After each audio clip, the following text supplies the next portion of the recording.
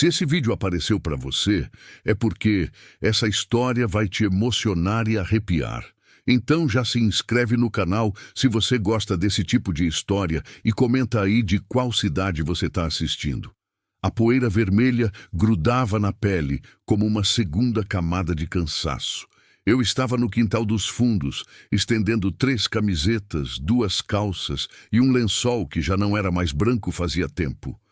O varal rangia sempre no mesmo ponto e eu nunca consertava. Tinha me acostumado com aquele som. Era companhia. Num lugar onde o silêncio pesa mais que qualquer conversa, até o rangido de um arame enferrujado vira presença. Fazia 4 anos que Toninho tinha morrido.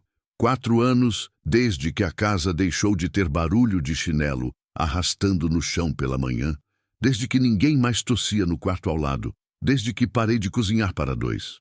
No começo, eu ainda punha a mesa com 2 pratos. Esquecia. Ou talvez não esquecesse.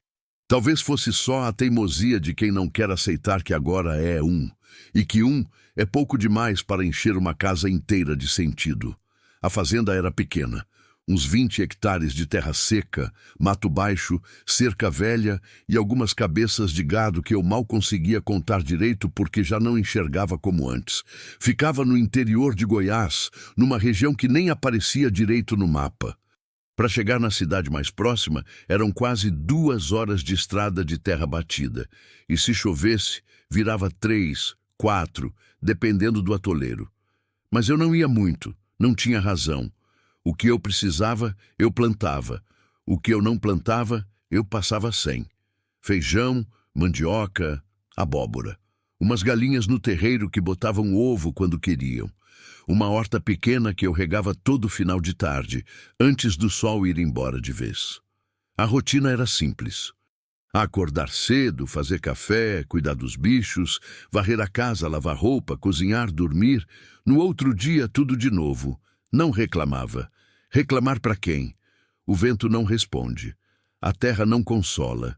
E Deus, se ainda estava por ali, tinha outros assuntos mais urgentes que a solidão de uma viúva velha no meio do nada. Tinha dias que eu passava sem falar nenhuma palavra em voz alta. Não porque não quisesse, mas porque não havia motivo. As galinhas não esperavam minha opinião. O gado não queria saber do meu dia. E quando a noite caía, o silêncio entrava pela porta, pelas frestas, pelas janelas mal fechadas e se espalhava pela casa inteira, como se fosse o verdadeiro dono do lugar. Às vezes, eu ligava o rádio velho da cozinha só para ouvir uma voz que não fosse a minha. Não importava o que estavam dizendo. Notícia, propaganda, música sertaneja repetida, tanto faz. Era só para ter certeza de que ainda existia um mundo lá fora, funcionando, girando, mesmo que eu não fizesse mais parte dele. Mas naquela tarde, o rádio estava quieto. Tinha queimado uns dias antes, e eu ainda não tinha ido até a cidade para ver se consertava. Então era só eu, o vento batendo nas tábuas soltas da varanda e o canto insistente dos grilos que começava assim que o sol dava os primeiros sinais de cansaço. Terminei de estender a roupa e fiquei ali parada, olhando para o horizonte. O céu estava limpo, enorme, daquele azul que machuca de tão bonito. Não tinha nuvem, não tinha promessa de chuva, só o calor seco que queimava a pele e deixava tudo com cheiro de terra quente e mato ressecado. Era o tipo de tarde que fazia a gente entender por que tem tanta gente que vai embora daqui. Porque o interior não perdoa. Ele não é romântico. Ele é duro, ele cobra. E quem fica, fica porque não aprendeu a ir embora, ou porque já não tem mais para onde. Voltei para dentro de casa. A cozinha era pequena, com uma mesa de madeira no meio, 2 cadeiras, uma quebrada que eu nunca consertei, um fogão a lenha que demorava uma eternidade para esquentar e uma pia velha que pingava direto. Não importava quantas vezes eu tentasse apertar a torneira. Peguei a bacia de alumínio, joguei água no rosto, no pescoço, nos braços. A água estava morna, quase quente, porque a caixa ficava no sol o dia inteiro, mas aliviava. Sentei na cadeira boa e fiquei olhando para a mesa vazia.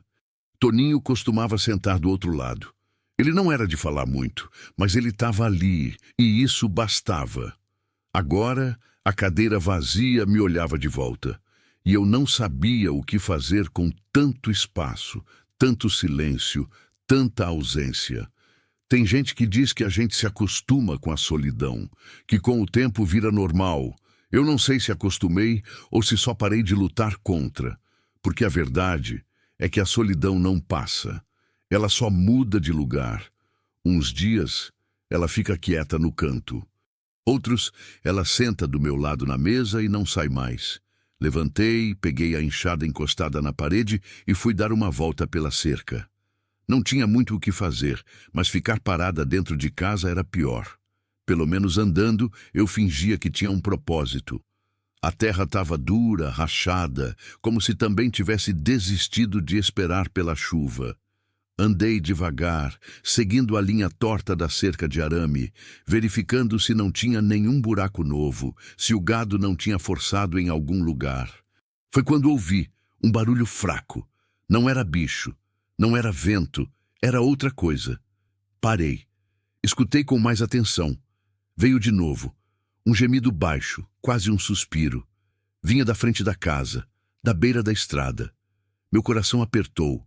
Não porque eu tivesse medo, mas porque eu sabia. Eu sempre soube que um dia alguma coisa ia aparecer ali, que o silêncio ia quebrar, que o mundo ia bater na minha porta de novo, mesmo que eu tivesse passado 4 anos inteiros tentando me esconder dele. Larguei a enxada no chão e fui andando devagar em direção à estrada. O sol já estava começando a descer e a luz ficava dourada, mas pesada, como se também tivesse cansada de queimar o dia inteiro. A estrada de terra era larga, empoeirada, cheia de pedras soltas. Quase nunca passava carro, às vezes um caminhão, às vezes uma moto. Mas era raro. E foi ali, encostada na cerca da frente, quase caída no chão, que eu vi. Uma mulher, jovem, magra demais, o rosto coberto de poeira e suor. Os cabelos grudados na testa. Ela estava sentada no chão, as costas apoiadas num dos mourões da cerca, e nos braços dela 2 crianças. Um menino, talvez uns 5 anos, agarrado à cintura dela com força, e uma menina menor, dormindo ou desmaiada. Eu não sabia, com a cabeça encostada no peito da mãe. A mulher me viu e tentou se levantar, mas as pernas não obedeceram. Ela caiu de joelhos de novo, e o menino segurou nela como se fosse desabar junto. Eu fiquei parada, só olhando. Não era surpresa. Não era choque, era reconhecimento, porque eu já tinha visto aquele olhar antes, o olhar de quem já não sabe mais o que fazer, de quem já tentou tudo e tudo falhou, de quem chegou no fim da estrada e descobriu que não tinha saída nenhuma esperando ali. A mulher abriu a boca, mas nenhum som saiu, só um suspiro rouco, seco, de quem já não tinha mais força nem para pedir ajuda. E eu, que tinha passado 4 anos inteiros sozinha, que tinha aprendido a viver no silêncio, que tinha jurado que nunca mais ia deixar ninguém entrar naquela casa, naquela vida, naquele pedaço de terra esquecido por Deus e pelo mundo. Eu dei um passo à frente, porque tem coisas que a gente não escolhe, tem coisas que a gente só faz. E seguir em frente fingindo que não viu nunca foi uma opção para mim. Não perguntei o nome dela, nem ela perguntou o meu. Eu só me abaixei, segurei o braço dela com as 2 mãos e puxei com força. Ela era leve demais. Dava para sentir os ossos por baixo da pele, como se o corpo tivesse desistido de ter carne, músculo, vida. Ela tentou ajudar, mas as pernas tremiam tanto que eu tive medo que quebrasse ali mesmo, no chão, na frente dos filhos. "Vem", eu disse, baixo, sem olhar nos olhos dela. "Vem para dentro." O menino me olhou com um medo tão grande que doeu. Ele não soltou a mãe. Continuou agarrado nela, os dedos pequenos enfiados na blusa surrada, como se fosse a única coisa que ainda o mantinha de pé. A menina não abriu os olhos. Estava mole demais, a respiração fraca, curta. Eu não sabia se era sono, se era fome, se era doença, mas sabia que não era bom. Passei o braço da mulher por cima dos meus ombros e comecei a andar, devagar. Cada passo custava, não porque ela fosse pesada, mas porque o corpo dela não cooperava. As pernas arrastavam no chão, tropeçavam em nada, e eu tinha que segurar firme para não deixar ela cair de novo. O menino vinha atrás, segurando na barra da saia da mãe, os pés descalços levantando poeira a cada passo. A distância da cerca até a varanda não era grande. Uns 30 metros, talvez menos, mas pareceu quilômetros. O sol já estava descendo rápido e a luz dourada tinha virado alaranjada, tingindo tudo de um tom que parecia aviso, como se o mundo inteiro tivesse pressa de escurecer. Quando chegamos na varanda, eu empurrei a porta com o pé e puxei a mulher para dentro. O cheiro de casa fechada bateu forte, aquele cheiro de solidão que gruda nas paredes quando ninguém mais vive de verdade, só habita. Eu a arrastei até a sala, onde tinha um sofá velho, afundado no meio, coberto com um pano desbotado que eu lavava uma vez por mês. "Deita", eu disse. Ela obedeceu sem falar nada. Se deixou cair no sofá como um saco de farinha vazio. A menina escorregou do colo dela e ficou deitada de lado, ainda sem acordar. O menino ficou em pé, parado, olhando para mim com aqueles olhos grandes, assustados, esperando eu fazer alguma coisa. Fui até a cozinha. Peguei um copo, enchi de água da jarra que eu deixava sempre em cima da mesa e voltei. Me ajoelhei na frente da mulher e estendi o copo. "Bebe." Ela pegou o copo com as 2 mãos. As mãos tremiam tanto que eu tive que segurar junto, senão ia derramar tudo. Ela bebeu devagar, em goles pequenos, como se o corpo tivesse esquecido como engolir. Quando terminou, encostou a cabeça no encosto do sofá e fechou os olhos. "Os meninos", ela sussurrou, a voz rouca, rachada. "Dá água para os meninos." Eu olhei para o menino. Ele não tinha tirado os olhos de mim desde que entramos na casa. Parecia um bichinho acuado, pronto para correr a qualquer momento. "Vem cá", eu disse com a voz mais mansa que consegui. Ele não veio.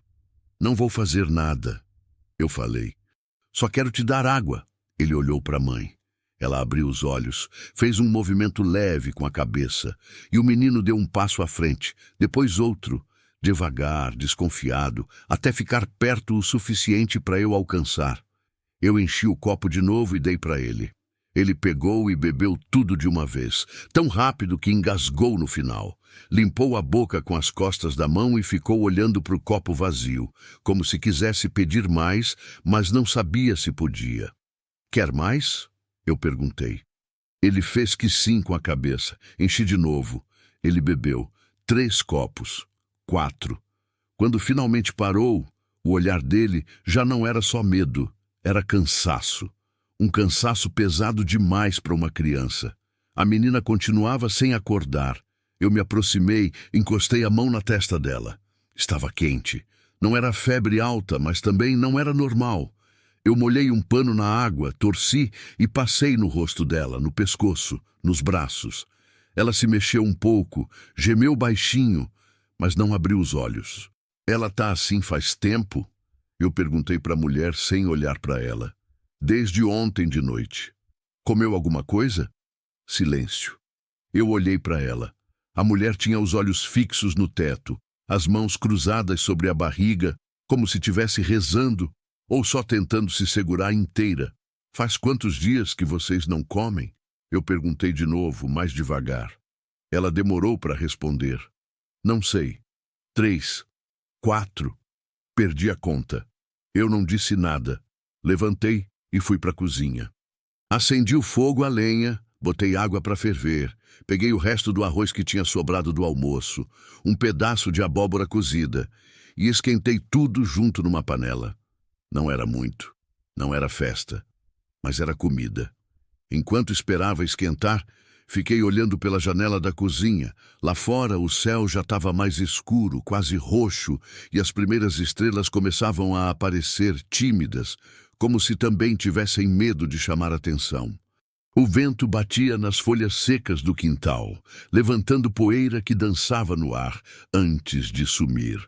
Eu não sabia o que tinha feito, não sabia quem era aquela mulher, não sabia de onde ela tinha vindo, o que ela tinha feito, por que ela estava ali. E talvez fosse melhor não saber, porque se eu soubesse, talvez eu mudasse de ideia, talvez eu sentisse medo, talvez eu mandasse ela embora, mas naquele momento eu não sabia de nada. E não saber me dava a liberdade de só fazer o que precisava ser feito. Quando a comida ficou pronta, coloquei tudo numa tigela funda, peguei uma colher e voltei para a sala. O menino continuava em pé, no mesmo lugar, como se tivesse sido plantado ali. A mulher tinha aberto os olhos de novo e olhava para a filha com uma expressão que eu conhecia bem. Era aquela mistura de amor e desespero que toda mãe sente quando vê o filho sofrer e não pode fazer nada. Eu me ajoelhei na frente da menina, apoiei a cabeça dela no meu braço e encostei a colher nos lábios dela. Abre a boca, pequena, eu sussurrei. Ela não respondeu. Eu tentei de novo, empurrando a colher devagar entre os lábios. Um pouco de caldo escorreu para dentro e ela engoliu por reflexo. Fiz de novo, e de novo, devagar, com paciência, até ela começar a responder sozinha, abrindo a boca antes da colher chegar. Quando terminei de dar comida para a menina, passei a tigela para o menino. Ele pegou e comeu sem falar nada, sentado no chão, encolhido, a colher tremendo na mão. Comeu tudo. Raspou o fundo da tigela, lambeu a colher. A mãe não quis. Eu não, ela disse, virando o rosto. Você precisa comer, eu respondi. Eles primeiro. Eles já comeram. Então guarda para o amanhã.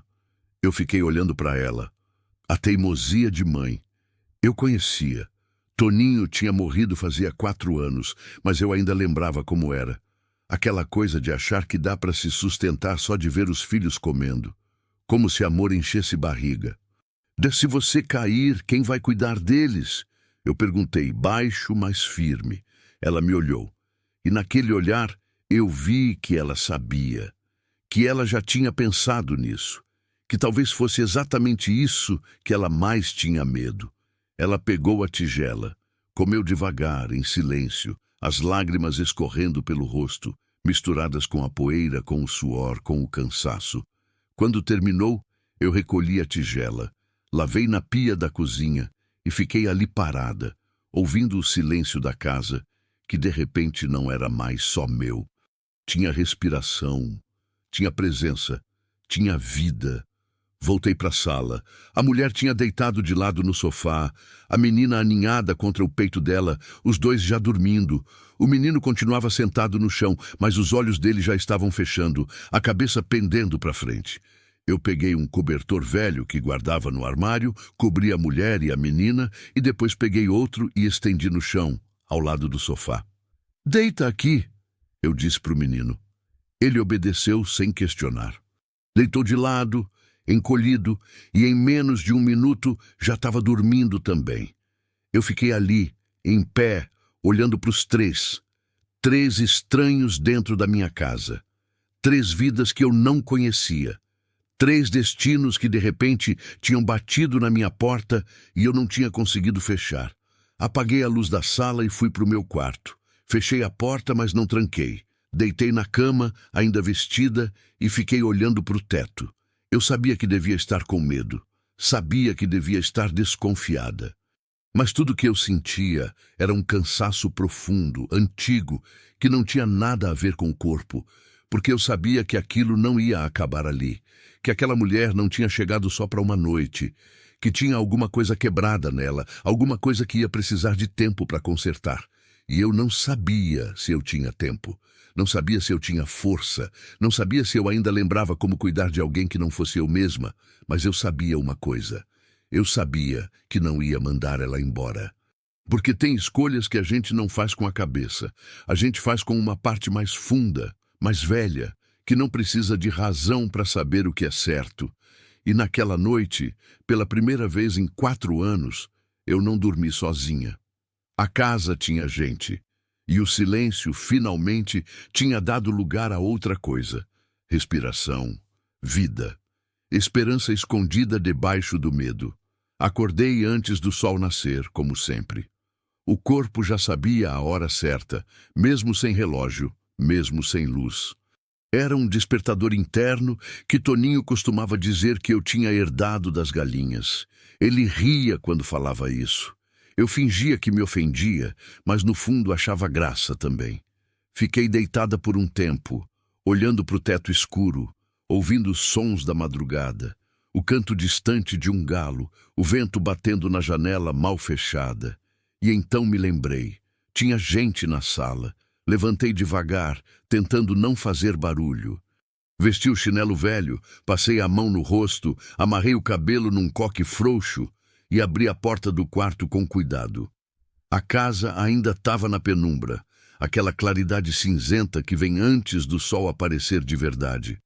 Fui até a sala e parei na porta. Eles ainda dormiam. A mulher continuava de lado no sofá, a menina encolhida contra ela, respirando devagar. O menino estava esparramado no chão, o cobertor meio jogado para o lado, um dos braços esticado, como se estivesse procurando alguma coisa durante o sono. Fiquei ali parada, só olhando. Era estranho. 4 anos sozinha, tinha me acostumado com o silêncio, com o vazio. Agora a casa tinha corpo, respiração, presença. E eu não sabia ainda se isso era bom ou se era só mais uma coisa para me deixar com medo. Fui para a cozinha sem fazer barulho. Acendi o fogo a lenha, botei água para esquentar, peguei o saco de café moído que eu mesma torrava e socava, e preparei o café do jeito que sempre fazia, forte, amargo, do tipo que acorda até os mortos. Toninho dizia que meu café era remédio, que depois de tomar, a gente ou acordava ou morria tentando. Enquanto o café fervia, fui até o quintal. O céu começava a clarear no horizonte, aquele clarão alaranjado que anunciava mais um dia de sol forte, de calor seco, de terra rachada. As galinhas já estavam ciscando, espertas, procurando minhoca onde não tinha. Joguei milho para elas, verifiquei se tinha ovo no ninho. 3 ovos. Peguei os 3 com cuidado e voltei para dentro. Quando entrei na cozinha, a mulher estava de pé, apoiada no batente da porta, me olhando. Levei um susto. Não tinha ouvido ela se levantar.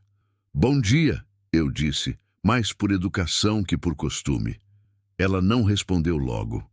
Só ficou me olhando, como se estivesse tentando entender onde estava, como tinha chegado ali, se aquilo tudo era real ou só mais um sonho ruim.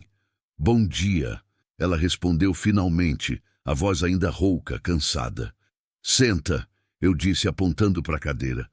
"Vou fazer café." Ela hesitou, olhou para trás, para a sala, onde os filhos ainda dormiam. "Eles estão dormindo", eu falei. "Deixa eles descansarem." Ela veio devagar e sentou na cadeira, as mãos cruzadas sobre a mesa, os ombros curvados, como se carregasse um peso invisível que nunca saía das costas. Eu servi o café em 2 canecas velhas e coloquei uma na frente dela. "Toma, vai te fazer bem." Ela pegou a caneca com as 2 mãos e bebeu um gole. Fez uma careta. "Tá forte", ela disse. "Sempre é." A gente ficou em silêncio. Eu sentei do outro lado da mesa, tomando meu café, olhando pela janela da cozinha. Lá fora, o dia começava de verdade. A luz dourada espalhando pela terra, pelas árvores, pelos morros ao longe. Era bonito, sempre tinha sido. Mas bonito não enche barriga. Bonito não paga conta. Bonito não traz ninguém de volta. "Obrigada", a mulher disse de repente, quebrando o silêncio. Eu olhei para ela. "Pelo quê?" "Por não ter fechado a porta." Eu não disse nada. Só dei de ombros, como se não fosse grande coisa. Como se eu fizesse aquilo todo dia. Como se ajudar gente perdida fosse parte da rotina. "E você tem nome?" eu perguntei. "Cláudia." "Eu sou Madalena." Ela fez que sim com a cabeça e voltou a olhar para o café. A gente ficou mais um tempo assim, sem falar. Não era um silêncio ruim. Era só um silêncio de quem não sabia ainda o que dizer, de quem estava cansada demais para inventar conversa. Os meninos, eu disse depois de um tempo. Como eles se chamam? Miguel. E a menina é Letícia. Que idade eles têm? Miguel tem 5. Letícia vai fazer 3. Eu assenti. Peguei os 3 ovos que tinha trazido do galinheiro, quebrei numa tigela, bati com um garfo e joguei na frigideira quente. O cheiro de ovo frito espalhou pela cozinha e quase na mesma hora escutei barulho na sala. Passos pequenos. Miguel apareceu na porta, os olhos ainda inchados de sono, o cabelo arrepiado, olhando para a mãe com aquele medo de criança que acordou num lugar estranho. "Vem cá, filho", Cláudia disse, abrindo os braços. Ele correu até ela e se enfiou no colo, escondendo o rosto no pescoço da mãe. Ela fechou os olhos e segurou ele com força, como se fosse a única coisa no mundo que ainda fazia sentido. Eu virei o ovo na frigideira, cortei em 3 pedaços, coloquei em pratos separados e levei para a mesa. Um para Miguel, um para Cláudia e deixei o terceiro de lado para Letícia, quando ela acordasse. "Come", eu disse para o menino. Ele olhou para o prato, depois para a mãe, esperando permissão. Ela fez que sim com a cabeça e ele comeu. Rápido demais. Criança com fome não mastiga direito, só engole e reza para ter mais. Quando ele terminou, limpou a boca com as costas da mão e me olhou. "Obrigado, senhora." "Não precisa me chamar de senhora", eu disse. "Pode me chamar de Madalena."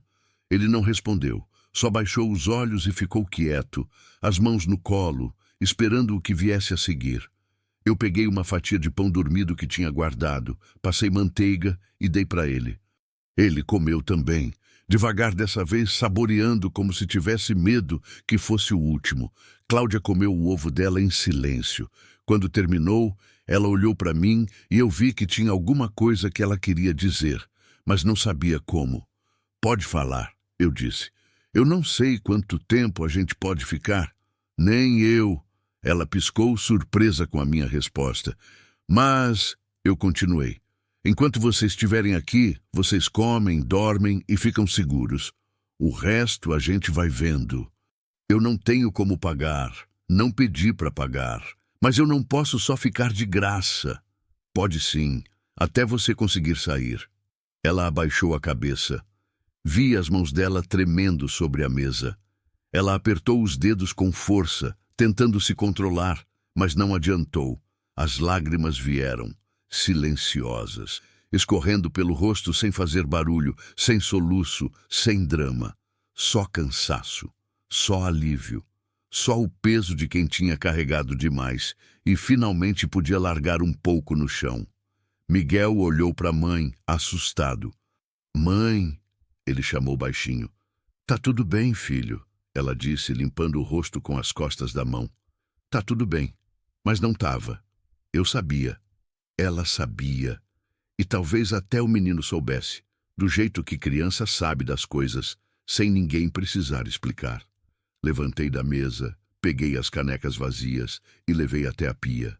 Fiquei de costas para eles, lavando as canecas com calma, dando tempo para Cláudia se recompor. Lá fora, o sol já estava forte. Mais um dia começando igual aos outros, ou quase igual. "Você fugiu de alguém?" Eu perguntei ainda de costas, a voz baixa.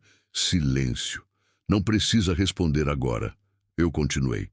"Mas se tiver alguém atrás de vocês, eu preciso saber.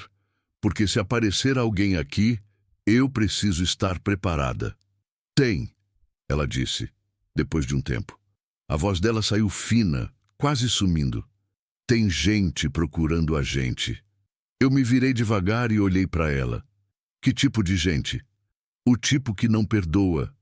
Eu não perguntei mais nada. Não precisava.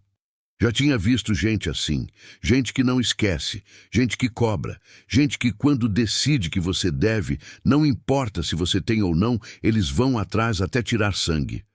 "Eles sabem que vocês estão aqui?" eu perguntei. "Não sei, acho que não. A gente andou muito. Pegou carona, mudou de direção, dormiu no mato, tentei despistar. Mas eles vão continuar procurando."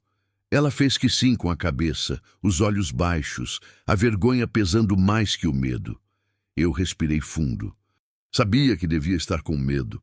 Sabia que devia mandar ela embora, trancar a porta, fingir que nunca tinha visto nada. Mas eu não conseguia. Nunca consegui. Era uma falha minha. Toninho sempre dizia que eu não sabia fechar o coração, que eu via gente sofrendo e não conseguia virar as costas. Tá bom, eu disse. Vocês ficam, mas tem regras. Cláudia levantou os olhos para mim. Primeira regra, eu continuei. Vocês não saem da propriedade. Nada de ir para a estrada, nada de aparecer perto da cerca da frente. Se alguém passar, vocês ficam dentro de casa. Tá bom. Segunda regra. Se aparecer alguém perguntando, vocês não existem. Eu nunca vi vocês. Não sei de nada. Tá bom. Terceira regra. Enquanto vocês estiverem aqui, vocês ajudam. Não quero ninguém parado. Tem lenha para rachar, galinha para cuidar, horta para regar, roupa para lavar. Nada pesado, mas tem que fazer. A gente faz. Ela disse rápido. A gente faz o que você mandar. Não é mandar, eu corrigi. É dividir. Sozinha eu dou conta, mas com vocês aqui, a gente divide. Ela fez que sim. E pela primeira vez, desde que tinha chegado, eu vi um pouco de esperança naquele rosto cansado. Letícia apareceu na porta da cozinha, ainda sonolenta, esfregando os olhos, o cabelo desarrumado. Ela olhou para mim com aquele jeito desconfiado de criança pequena que ainda não sabe se deve ter medo ou não. Vem cá, meu amor, Cláudia chamou, estendendo os braços. Letícia correu e subiu no colo da mãe. Ficou ali encolhida, olhando para mim de soslaio. Quer comer? Eu perguntei, pegando o prato com o ovo que tinha separado. Ela não respondeu, só olhou para o prato, depois para a mãe. Pode comer, filha, Cláudia disse, baixinho. Letícia comeu devagar, mastigando direito, os olhos ainda em mim, vigiando cada movimento que eu fazia. Criança sabe quando está em território desconhecido, sabe quando precisa ficar esperta. Quando ela terminou, eu recolhi os pratos, lavei tudo e me virei para Cláudia. Vou cuidar dos bichos. Vocês podem ficar aqui dentro, descansar mais um pouco. Depois eu mostro a casa, mostro onde fica cada coisa. A gente pode ajudar, Cláudia disse, já se levantando. Hoje não. Hoje vocês descansam. Amanhã a gente começa. Ela hesitou, mas sentou de novo. Miguel continuava grudado nela. E Letícia tinha encostado a cabeça no ombro da mãe, os olhos já fechando de novo. Eu saí pela porta dos fundos e fui cuidar da rotina. Dei comida para o gado, verifiquei a cerca, reguei a horta. O sol já estava alto, queimando forte, e o suor escorria pelas costas, grudando a blusa na pele. Mas eu não parava. Trabalhar sempre foi meu jeito de pensar. Quanto mais as mãos estavam ocupadas, mais a cabeça conseguia organizar as coisas. E tinha muita coisa para organizar agora, porque eu não sabia o que Cláudia tinha feito, não sabia de quem ela estava fugindo. Não sabia quanto tempo eles iam ficar, não sabia se eu ia conseguir proteger 3 pessoas quando mal conseguia cuidar de mim mesma. Mas eu sabia uma coisa, eu sabia que não ia desistir deles. Porque tem gente que a vida coloca na nossa porta justamente quando a gente menos espera. E talvez, no fundo, eu precisasse deles tanto quanto eles precisavam de mim. Porque solidão não é só ficar sozinha. É esquecer para que serve ter alguém por perto. E fazia 4 anos que eu tinha esquecido. Os primeiros dias foram estranhos. Não estranhos de ruim, só estranhos de diferente. A casa tinha voltado a ter barulho, passos, vozes, o choro baixinho de Letícia quando acordava de noite, o som de Miguel arrastando os pés descalços pelo chão de tábua corrida. Cláudia se movendo pela cozinha, tentando ajudar, mas sem saber ainda onde ficava cada coisa. Eu tinha que me lembrar de cozinhar para mais gente, de acordar pensando que não era só eu, de dividir o banheiro, a água, o espaço. Eram detalhes pequenos, mas depois de 4 anos sozinha, até o pequeno pesava. No terceiro dia, Cláudia já estava mais firme. A cor tinha voltado um pouco para o rosto. Ela comia devagar, ainda com medo de passar mal, mas comia. E insistia em ajudar. Eu deixei. Mostrei onde ficava tudo, a lenha empilhada nos fundos, a horta que precisava de água todo fim de tarde. As galinhas que ciscavam livres, mas voltavam para o poleiro na hora certa. Miguel seguia a mãe para todo canto. Não saía de perto. De vez em quando ele me olhava, curioso, mas ainda desconfiado. Criança leva tempo para confiar.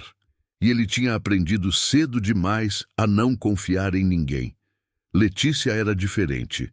Ela era pequena demais para entender o que estava acontecendo. Para ela, aquilo tudo era só mais um lugar, mais uma casa, mais um dia. Ela brincava com gravetos no quintal, corria atrás das galinhas, ria quando o vento levantava a poeira. Tinha uma inocência nela que doía de ver. Porque eu sabia que essa inocência não ia durar. A vida não deixa. No quarto dia, Cláudia veio falar comigo. Era final de tarde. Eu estava sentada na varanda, descascando mandioca para fazer a janta. Ela sentou do meu lado, pegou uma faca e começou a ajudar sem pedir licença. A gente ficou um tempo assim, trabalhando em silêncio, só o som da faca raspando na casca dura da mandioca. Eu preciso te contar, ela disse de repente. Eu não olhei para ela. Continuei descascando. Não precisa. Preciso sim. Você me acolheu, acolheu meus filhos, você merece saber. Eu parei. Coloquei a faca de lado e olhei para ela. O sol já estava descendo e a luz alaranjada batia no rosto dela, marcando cada ruga, cada olheira, cada marca de cansaço. Só me conta se você quiser, eu disse, não é obrigação. Ela respirou fundo. Os dedos dela tremiam segurando a mandioca. Meu marido morreu faz um mês. Ela começou, a voz baixa. Acidente no trabalho. Uma viga caiu. Ele morreu na hora. Eu não disse nada, só escutei.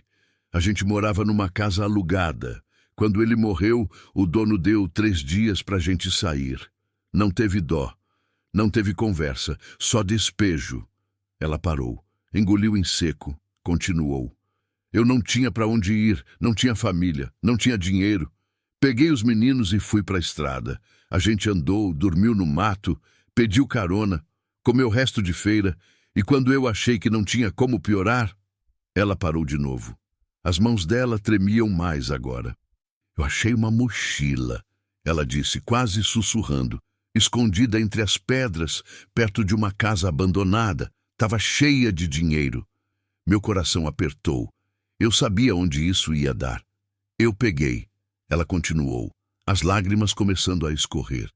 Eu sabia que não era meu. Sabia que era errado. Mas meus filhos estavam morrendo de fome, Madalena. Estavam morrendo. E eu não aguentava mais ver eles assim. Quanto você pegou? Eu perguntei baixo. Quase tudo. Deixei só um pouco. Usei para comprar comida, remédio, mas não deu tempo de fazer mais nada. Eles apareceram. Quem? Os donos, 2 homens. Foram até a casa abandonada onde a gente estava. Perguntaram se eu tinha visto alguma coisa. Eu neguei. Mas eles não acreditaram. Eu vi nos olhos deles. Eles sabiam. Ela limpou o rosto com as costas da mão, mas as lágrimas continuavam caindo. A gente fugiu de noite. Pegamos o que dava para carregar e saímos pelo mato. Andamos sem parar, sem direção, só fugindo. E quando eu não aguentava mais, quando eu achei que a gente ia morrer na estrada, eu encontrei sua casa. Silêncio. O vento batia nas folhas secas. Uma galinha cacarejou ao longe. O céu ficava cada vez mais escuro. Você ainda tem o dinheiro? Eu perguntei. Ela fez que não com a cabeça. Gastei quase tudo, sobrou muito pouco. Tá escondido na mochila. Onde está a mochila? Enterrada no mato, uns 2 quilômetros daqui. Antes de chegar na sua casa, eu enterrei com medo de alguém achar. Eu respirei fundo. Tentei organizar os pensamentos.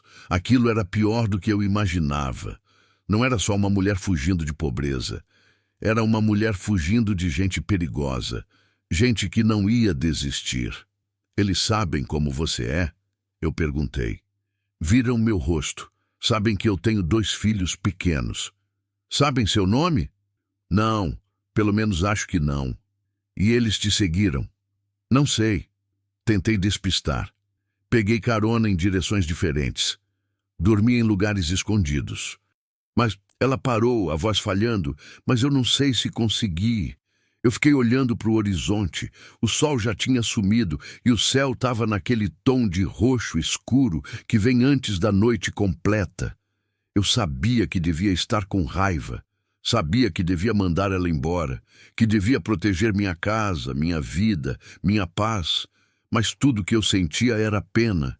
Pena de uma mulher que tinha perdido tudo, que tinha feito uma escolha errada por um motivo certo, que estava pagando um preço alto demais por ter tentado salvar os filhos. Escuta, eu disse, virando para olhar nos olhos dela. O que você fez foi errado, você sabe disso. Ela fez que sim, os olhos baixos. Mas eu entendo, eu continuei. Não aprovo, mas entendo. Eu não sou ladra, Madalena, ela disse, a voz quebrada. Eu nunca fui. Eu sempre trabalhei honesto, sempre paguei minhas contas, sempre fiz tudo certo. Mas quando você vê seus filhos morrendo na sua frente, você faz coisas que nunca imaginou que ia fazer. Eu sei. Você não sabe, ela disse, a voz saindo mais dura agora. Você não sabe como é ver seu filho pedir comida e você não ter. Como é segurar uma criança no colo e sentir os ossos porque não tem mais carne. Como é acordar de noite com medo de que eles não acordem junto. Ela estava certa. Eu não sabia. Nunca tinha tido filho. Nunca tinha passado por isso. Mas eu sabia de outra coisa. Eu sabia o que era desespero. O que era fazer escolhas impossíveis, o que era continuar vivendo quando tudo dentro gritava para desistir. Você vai ficar aqui, eu disse firme. Vocês vão ficar, até passar o perigo, até você conseguir juntar força para recomeçar. Mas e se eles aparecerem? Se aparecerem, a gente lida. Eles são perigosos, Madalena. Todo mundo é perigoso quando quer. Mas ninguém vai fazer nada com vocês enquanto estiverem na minha casa. Ela me olhou como se não acreditasse no que estava ouvindo. Por que você está fazendo isso? Ela perguntou. Você nem me conhece, nem sabe se eu estou falando a verdade. Porque eu também já precisei de ajuda, eu respondi. E ninguém veio. Então agora, quando alguém precisa, eu venho. Não era a verdade completa, mas era verdade o suficiente. A gente ficou sentada ali até escurecer de vez. Depois voltamos para dentro. Cláudia foi cuidar dos filhos. Eu fui para a cozinha. Terminei de fazer a janta. Arroz, feijão, mandioca cozida. Nada muito, mas era o que tinha. Na hora de comer, Miguel comeu calado, os olhos no prato. Letícia quis colo da mãe. Cláudia segurou ela, deu comida na boca dela, cantou baixinho uma música de ninar que eu não conhecia. E pela primeira vez em muitos dias eu vi ela sorrir. Só um pouco, só um segundo, mas sorrir. Depois da janta, ajudei Cláudia a dar banho nas crianças. A água era fria, mas eles não reclamaram. Miguel fechava os olhos com força quando o sabão escorria. Letícia ria quando a água molhava o cabelo dela. Quando terminamos, os dois já estavam quase dormindo em pé. Cláudia levou eles para a sala, deitou os dois no sofá, cobriu com o cobertor. Eles dormiram na hora. Eu fui para o quintal, sentei no degrau da porta dos fundos, olhando para o céu cheio de estrelas. A noite estava clara, lua cheia, dava para ver quase tudo. Os morros ao longe, a cerca torta, o mato balançando com o vento. Cláudia veio sentar do meu lado. Não consigo dormir, ela disse. Eu também não. A gente ficou ali, só olhando. O céu, o silêncio, a imensidão. Você tem medo? Ela perguntou. De quê? Deles. De aparecerem aqui. Eu pensei um pouco antes de responder. Tenho, eu disse. Mas medo nunca impediu nada. Só deixa a gente mais preparada. Você acha que eles vão vir? Não sei. Talvez sim. Talvez não. Mas se vierem, não vão achar fácil. Ela olhou para mim curiosa. Você já lidou com gente assim antes? Já lidei com muito tipo de gente. Aprendi que a maioria só é valente de longe. De perto são só homens. E homens sangram igual todo mundo. Cláudia deu uma risada curta, sem alegria. Você é forte, Madalena. Não sou não, só sou velha. E velho aprende que reclamar não muda nada. A gente ficou mais um tempo ali, até o frio começar a apertar, até o corpo pedir descanso. Quando entramos, a casa já estava quieta. Miguel e Letícia dormiam profundo. Cláudia foi se deitar no chão, ao lado deles. Eu fui para o meu quarto, mas antes de dormir, fui até o armário velho e peguei a espingarda que Toninho guardava lá atrás. Não usava fazia anos. Nem sabia se ainda funcionava, mas só de ter na mão já trazia um pouco de segurança. Voltei para o quarto, deixei a espingarda encostada na parede perto da cama e deitei. O sono não veio fácil. Fiquei pensando em Cláudia, nos meninos, no dinheiro enterrado no mato, nos homens que talvez estivessem procurando, em como a vida tinha um jeito de colocar a gente em situações que nunca pedimos, mas que também não dava para fugir. Eu tinha passado 4 anos sozinha. 4 anos sem ter que me preocupar com ninguém, sem ter que proteger ninguém, sem ter que decidir se ia arriscar minha vida por outra pessoa. E agora, de repente, eu tinha 3 vidas na minha mão. 3 vidas que dependiam de mim. 3 vidas que eu mal conhecia, mas que de algum jeito já faziam parte da minha. Fechei os olhos e rezei. Não rezava fazia tempo, não sabia mais se acreditava, mas naquela noite rezei, pedi proteção, pedi força, pedi sabedoria e pedi, acima de tudo, que se alguma coisa ruim fosse acontecer, que acontecesse comigo, não com eles, porque eles já tinham sofrido demais. E eu já estava cansada de viver só para mim mesma. Talvez fosse isso. Talvez Cláudia e os meninos não tivessem chegado ali por acaso. Talvez eles tivessem chegado porque eu precisava deles tanto quanto eles precisavam de mim. Porque solidão mata. Não de uma vez, mas aos poucos. E eu já estava morrendo fazia tempo. Agora, finalmente, tinha um motivo para voltar a viver. A tempestade chegou sem aviso. Tinha amanhecido normal. Céu limpo, sol forte, aquele calor seco de sempre. Eu tinha acordado cedo, como sempre, e já tinha ido cuidar das galinhas, regado a horta, verificado a cerca. Cláudia tinha ajudado a estender a roupa no varal. Miguel brincava no quintal com um graveto, desenhando coisas na terra. Letícia dormia na sombra da varanda, enrolada num cobertor velho. Era meio-dia quando o vento mudou. Veio diferente, mais forte, mais frio, levantando poeira vermelha que subia em redemoinhos, batendo nas janelas com força, fazendo as tábuas da casa gemer. Eu olhei para o céu e vi as nuvens chegando do oeste, escuras, pesadas, carregadas. Vai dar temporal, eu disse para Cláudia, que estava ao meu lado na varanda. Ela olhou para o céu, a mão fazendo sombra nos olhos. Quanto tempo a gente tem? Pouco. 1 hora, talvez menos. Não perdemos tempo. Recolhemos a roupa do varal às pressas. Peguei Miguel e Letícia e coloquei os 2 para dentro de casa. Cláudia me ajudou a fechar as janelas, trancar as portas, puxar os móveis para longe das frestas. Trouxemos lenha seca para dentro, enchemos baldes de água, acendemos velas e deixamos tudo preparado em cima da mesa. O céu foi escurecendo rápido. Aquele escuro estranho, meio esverdeado, que aparece quando a tempestade é forte de verdade.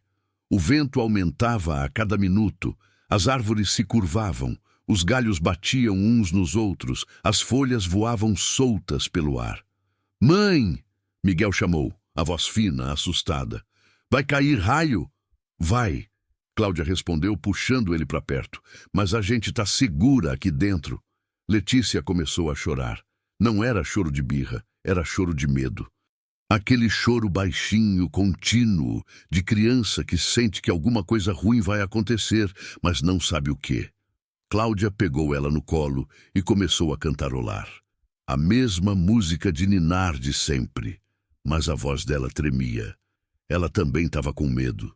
Eu fui até o quarto, peguei a espingarda, verifiquei se estava carregada. Não era para tempestade, era para qualquer coisa que pudesse aproveitar a confusão. Voltei para a sala e deixei a arma encostada perto da porta, onde eu pudesse pegar rápido se precisasse. O primeiro trovão veio forte, tão forte que a casa inteira tremeu. Letícia gritou. Miguel se enfiou debaixo da mesa. Cláudia tentou acalmar os dois, mas eu via nos olhos dela que ela também estava apavorada. Vem, eu disse, estendendo a mão para Miguel. Sai debaixo da mesa. Se cair alguma coisa, você fica preso. Ele olhou para mim hesitante. Confia em mim, eu disse, mais firme. Ele saiu devagar e veio para perto de mim. Eu puxei ele para o meu lado, sentei no chão com as costas na parede e deixei ele se encostar em mim. Ele estava tremendo. Cláudia sentou do outro lado, Letícia no colo, e a gente ficou ali, esperando.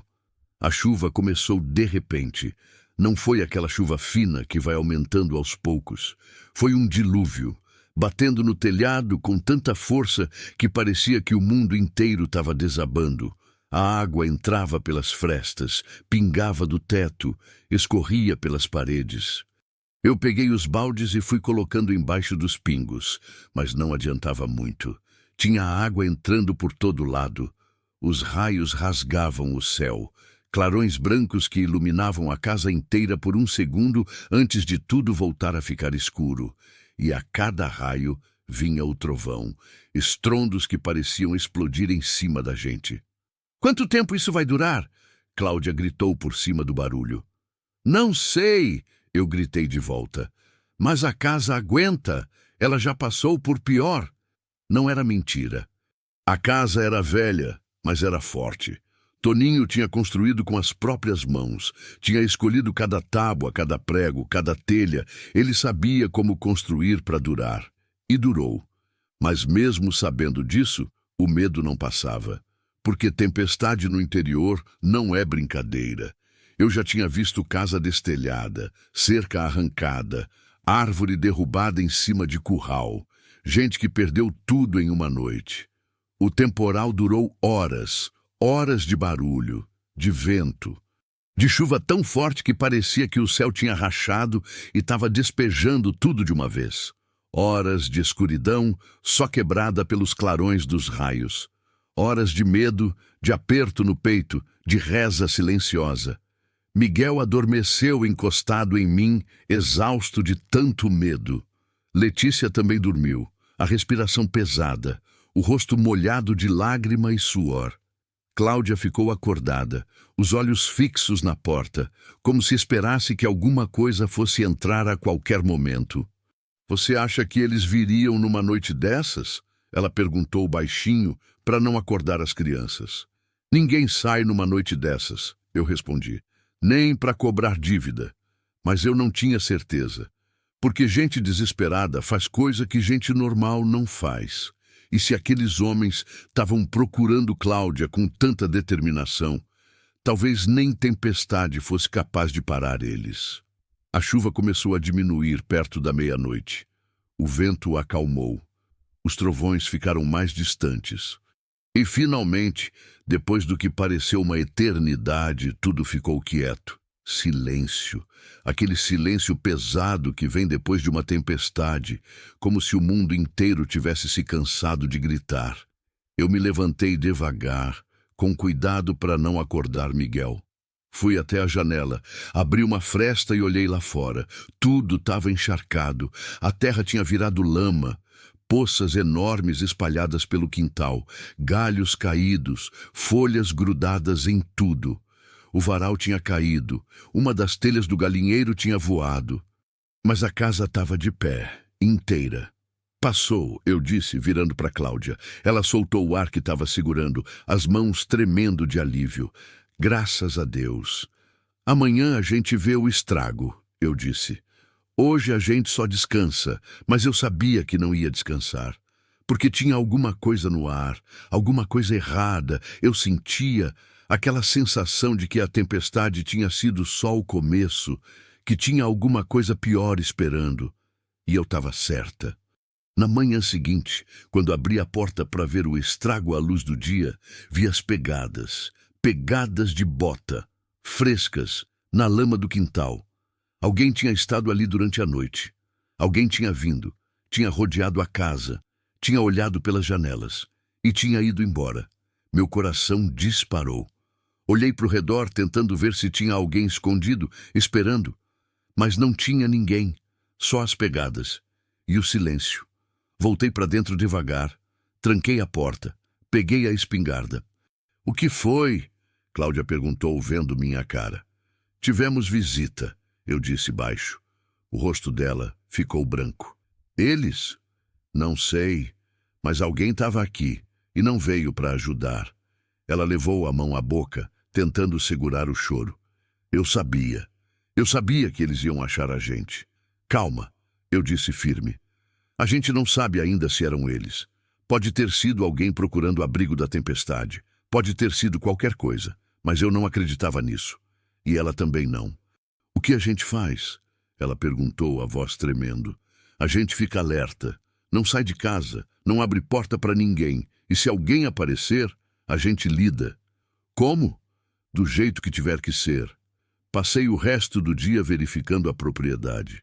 Segui as pegadas. Elas vinham da estrada, rodeavam a casa, paravam em frente a cada janela e depois voltavam para o mesmo lugar.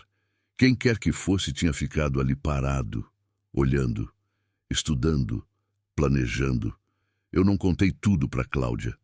Não adiantava deixar ela mais apavorada do que já estava.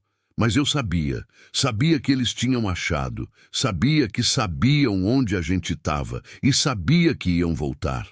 A questão não era se, era quando. Naquela noite, ninguém dormiu direito. Eu fiquei sentada na cadeira da sala, a espingarda no colo, os olhos na porta. Cláudia ficou com as crianças, abraçada nelas, os olhos abertos, vigiando cada som. Cada rangido, cada suspiro do vento, cada movimento lá fora. E o medo crescia. Não aquele medo que paralisa, mas aquele medo que deixa a gente esperta, pronta, preparada para fazer o que for preciso, porque eu tinha aprendido uma coisa nesses anos todos sozinha. A vida não é justa, e quem espera justiça morre esperando. O que a gente tem que fazer é lutar. Lutar com o que tem, com quem a gente é, com a força que ainda resta. E eu ainda tinha força. Talvez não muita, talvez não o suficiente, mas o suficiente para proteger 3 vidas que dependiam de mim. E se alguém tentasse tirar essas vidas da minha casa, ia ter que passar por cima do meu corpo primeiro. Porque tem coisas que a gente não negocia. E proteger quem está debaixo do nosso teto é uma delas. Os dias seguintes foram de espera. Uma espera pesada, tensa, que grudava na pele como o calor de meio-dia. A gente acordava olhando para a porta, trabalhava olhando para a estrada, comia em silêncio, os ouvidos atentos a qualquer som diferente. Dormia pouco, dormia mal, dormia esperando o pior. Cláudia quase não falava. Ela se mexia pela casa como um fantasma, fazendo as tarefas no automático, os olhos sempre distantes, sempre calculando, sempre com medo. Miguel percebia. Criança sempre percebe. Ele ficava grudado nela, quieto demais para a idade dele, os olhos grandes demais para o rosto magro. Letícia era a única que parecia não entender o perigo. Ela brincava, ria, corria atrás das galinhas, e aquela inocência partia meu coração, porque eu sabia que não ia durar. Eu passei a dormir vestida, a espingarda sempre perto, as portas sempre trancadas, as janelas sempre fechadas, mesmo com o calor sufocando. Eu tinha verificado as munições. Eram poucas, velhas, não sabia nem se funcionavam direito, mas era o que tinha. No 5º dia, depois da tempestade, eu estava no quintal, rachando lenha, quando ouvi o barulho de motor. Parei, escutei. Vinha da estrada. Larguei o machado, limpei as mãos na saia e caminhei até a frente da casa, devagar. O coração já batendo mais rápido. Fiquei atrás da cerca, escondida pela sombra de uma árvore velha, e olhei. Era uma caminhonete, velha, suja de barro, com a caçamba cheia de ferramentas e lona. Vinha devagar pela estrada de terra, levantando poeira, parando de vez em quando como se o motorista tivesse procurando alguma coisa. Quando chegou perto da minha propriedade, parou. 2 homens desceram. Um era alto, magro, com barba por fazer e um boné sujo puxado para frente. O outro era mais baixo, atarracado, com uma cicatriz que cortava a sobrancelha esquerda. Eles olharam para casa, conversaram entre si e então começaram a andar em direção à cerca. Meu sangue gelou. Eu sabia sem precisar perguntar. Eram eles. Voltei correndo para casa, entrei, tranquei a porta, peguei a espingarda. Cláudia! Eu chamei, baixo, mas urgente. Ela apareceu da cozinha, os olhos arregalados. Eles estão aqui, eu disse. O rosto dela ficou cinza. Ela levou as mãos à boca, tentando segurar um grito. Os meninos, ela sussurrou. Pega eles, leva para o quarto dos fundos, tranca a porta e não sai de lá, não importa o que aconteça. Madalena, vai! Eu ordenei mais alto do que pretendia. Ela correu. Peguei Miguel pela mão, chamou Letícia e os 3 desapareceram pelo corredor.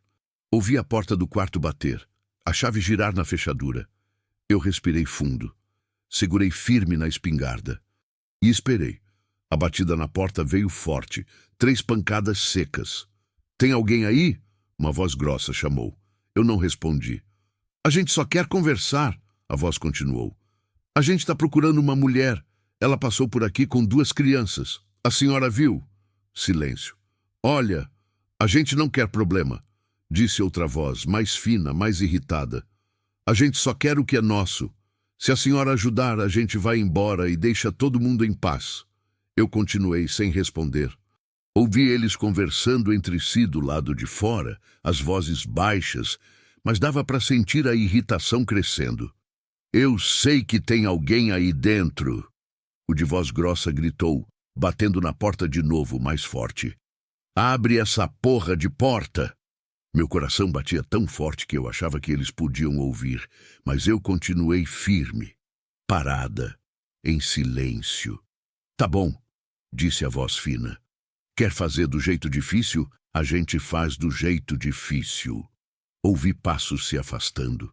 Depois, barulho de ferramentas sendo mexidas na caçamba da caminhonete. Meu estômago revirou. Eles iam arrombar. Eu me posicionei atrás da mesa, apontei a espingarda para a porta e esperei. Mas os passos não voltaram para a porta. Eles foram para a lateral da casa. Ouvi vozes, risadas baixas, e então ouvi o som de metal batendo em madeira. Eles estavam tentando arrombar a janela dos fundos. Eu corri pelo corredor, parei em frente ao quarto onde Cláudia e as crianças estavam trancadas. Não sai daí, eu sussurrei através da porta. Não importa o que você ouvir.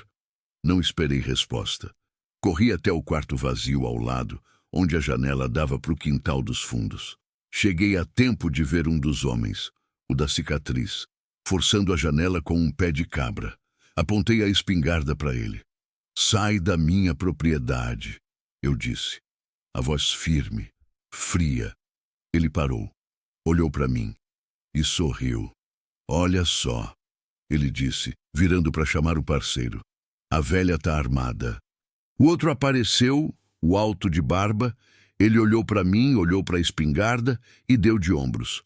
Essa arma nem deve funcionar, ele disse.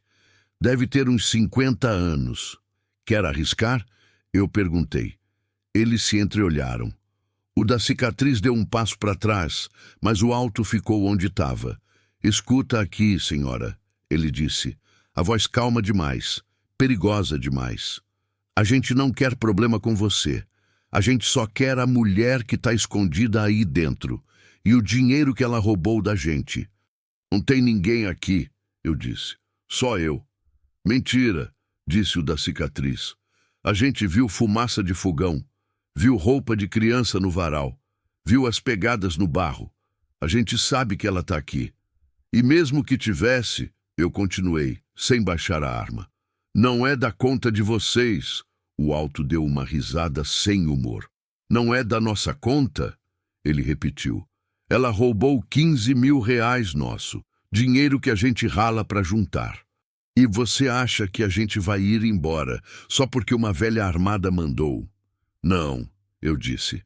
Eu acho que vocês vão ir embora, porque se não forem, eu atiro. E aqui no interior, quando alguém invade propriedade alheia, ninguém pergunta muito. Silêncio. Os dois me olharam com mais atenção agora, calculando, pensando, tentando decidir se eu estava blefando ou não. Você não vai atirar, disse o alto, dando um passo à frente. Eu disparei. O tiro estourou no ar, tão alto que meus ouvidos zuniram. A bala não acertou ninguém. Eu tinha atirado para cima, de propósito, mas o susto funcionou. Os dois pularam para trás, as mãos no peito, os olhos arregalados. Porra! O da cicatriz gritou. A louca atirou!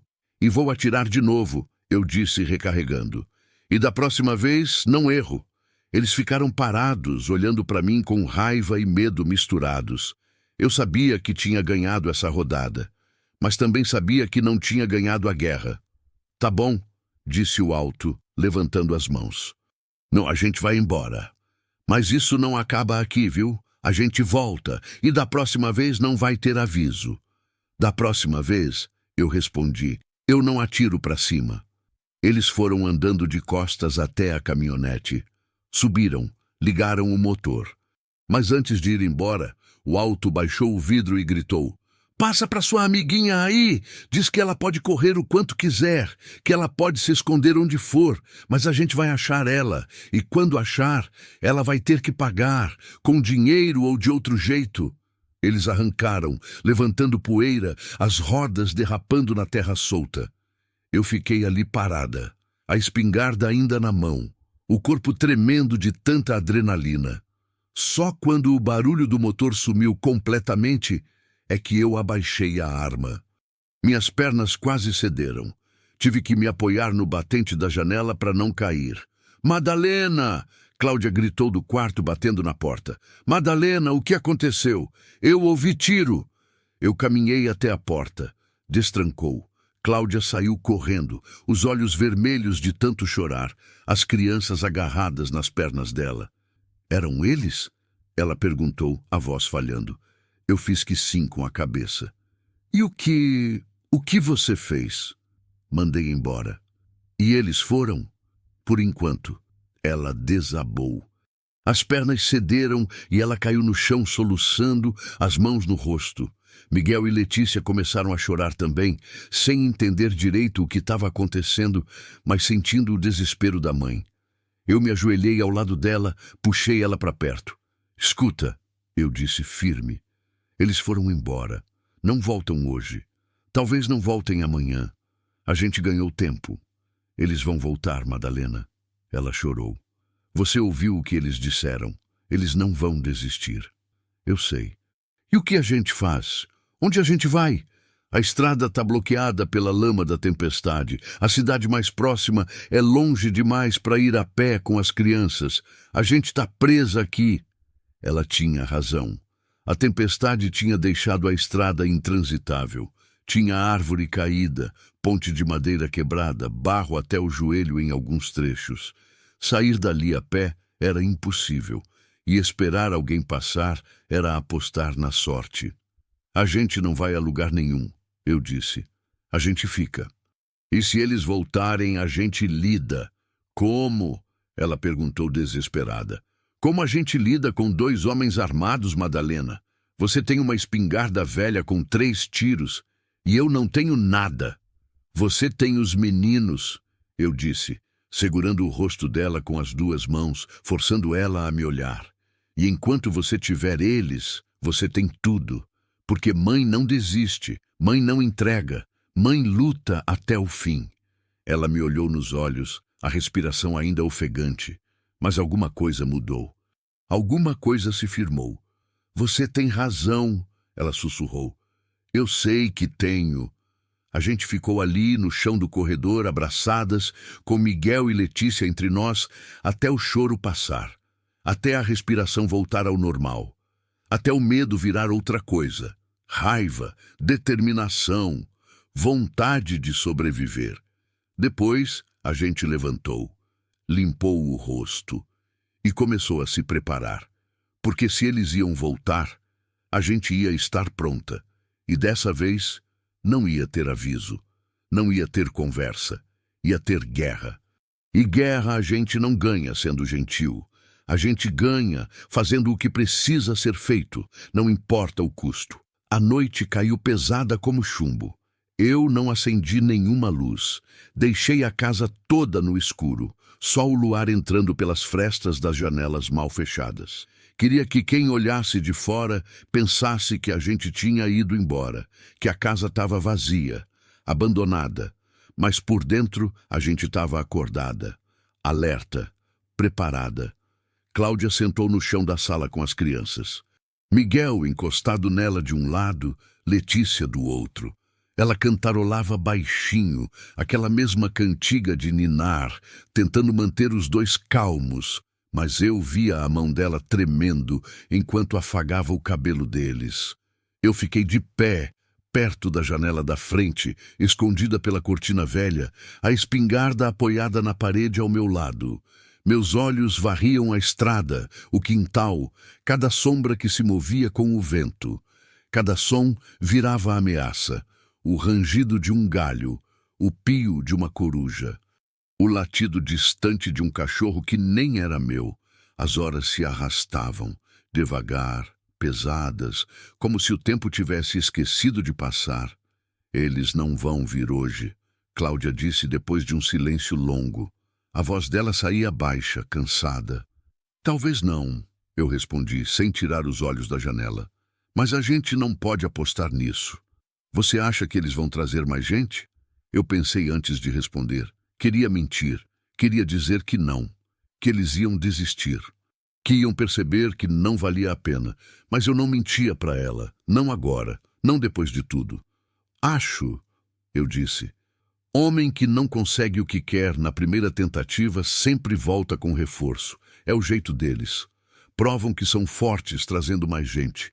Então a gente não tem chance. A gente sempre tem chance, eu disse, virando para olhar para ela. Enquanto a gente tiver ar nos pulmões, a gente tem chance. Ela fez que sim com a cabeça, mas eu via nos olhos dela que a esperança estava quase acabando. E eu entendia. Porque esperança é um luxo. E luxo é a primeira coisa que a gente perde quando a vida aperta. Miguel adormeceu encostado na mãe, a boca entreaberta, a respiração pesada. Letícia lutou contra o sono por mais tempo, os olhinhos abrindo e fechando, até finalmente desistir e dormir também.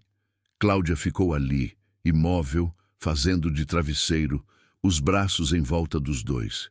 Eu continuei na janela. As horas passavam. Meia-noite chegou e passou. 1 da manhã, 2. O cansaço começava a pesar nas pálpebras, mas eu não podia dormir. Não agora, não ainda. Foi perto das 3 da manhã que eu vi.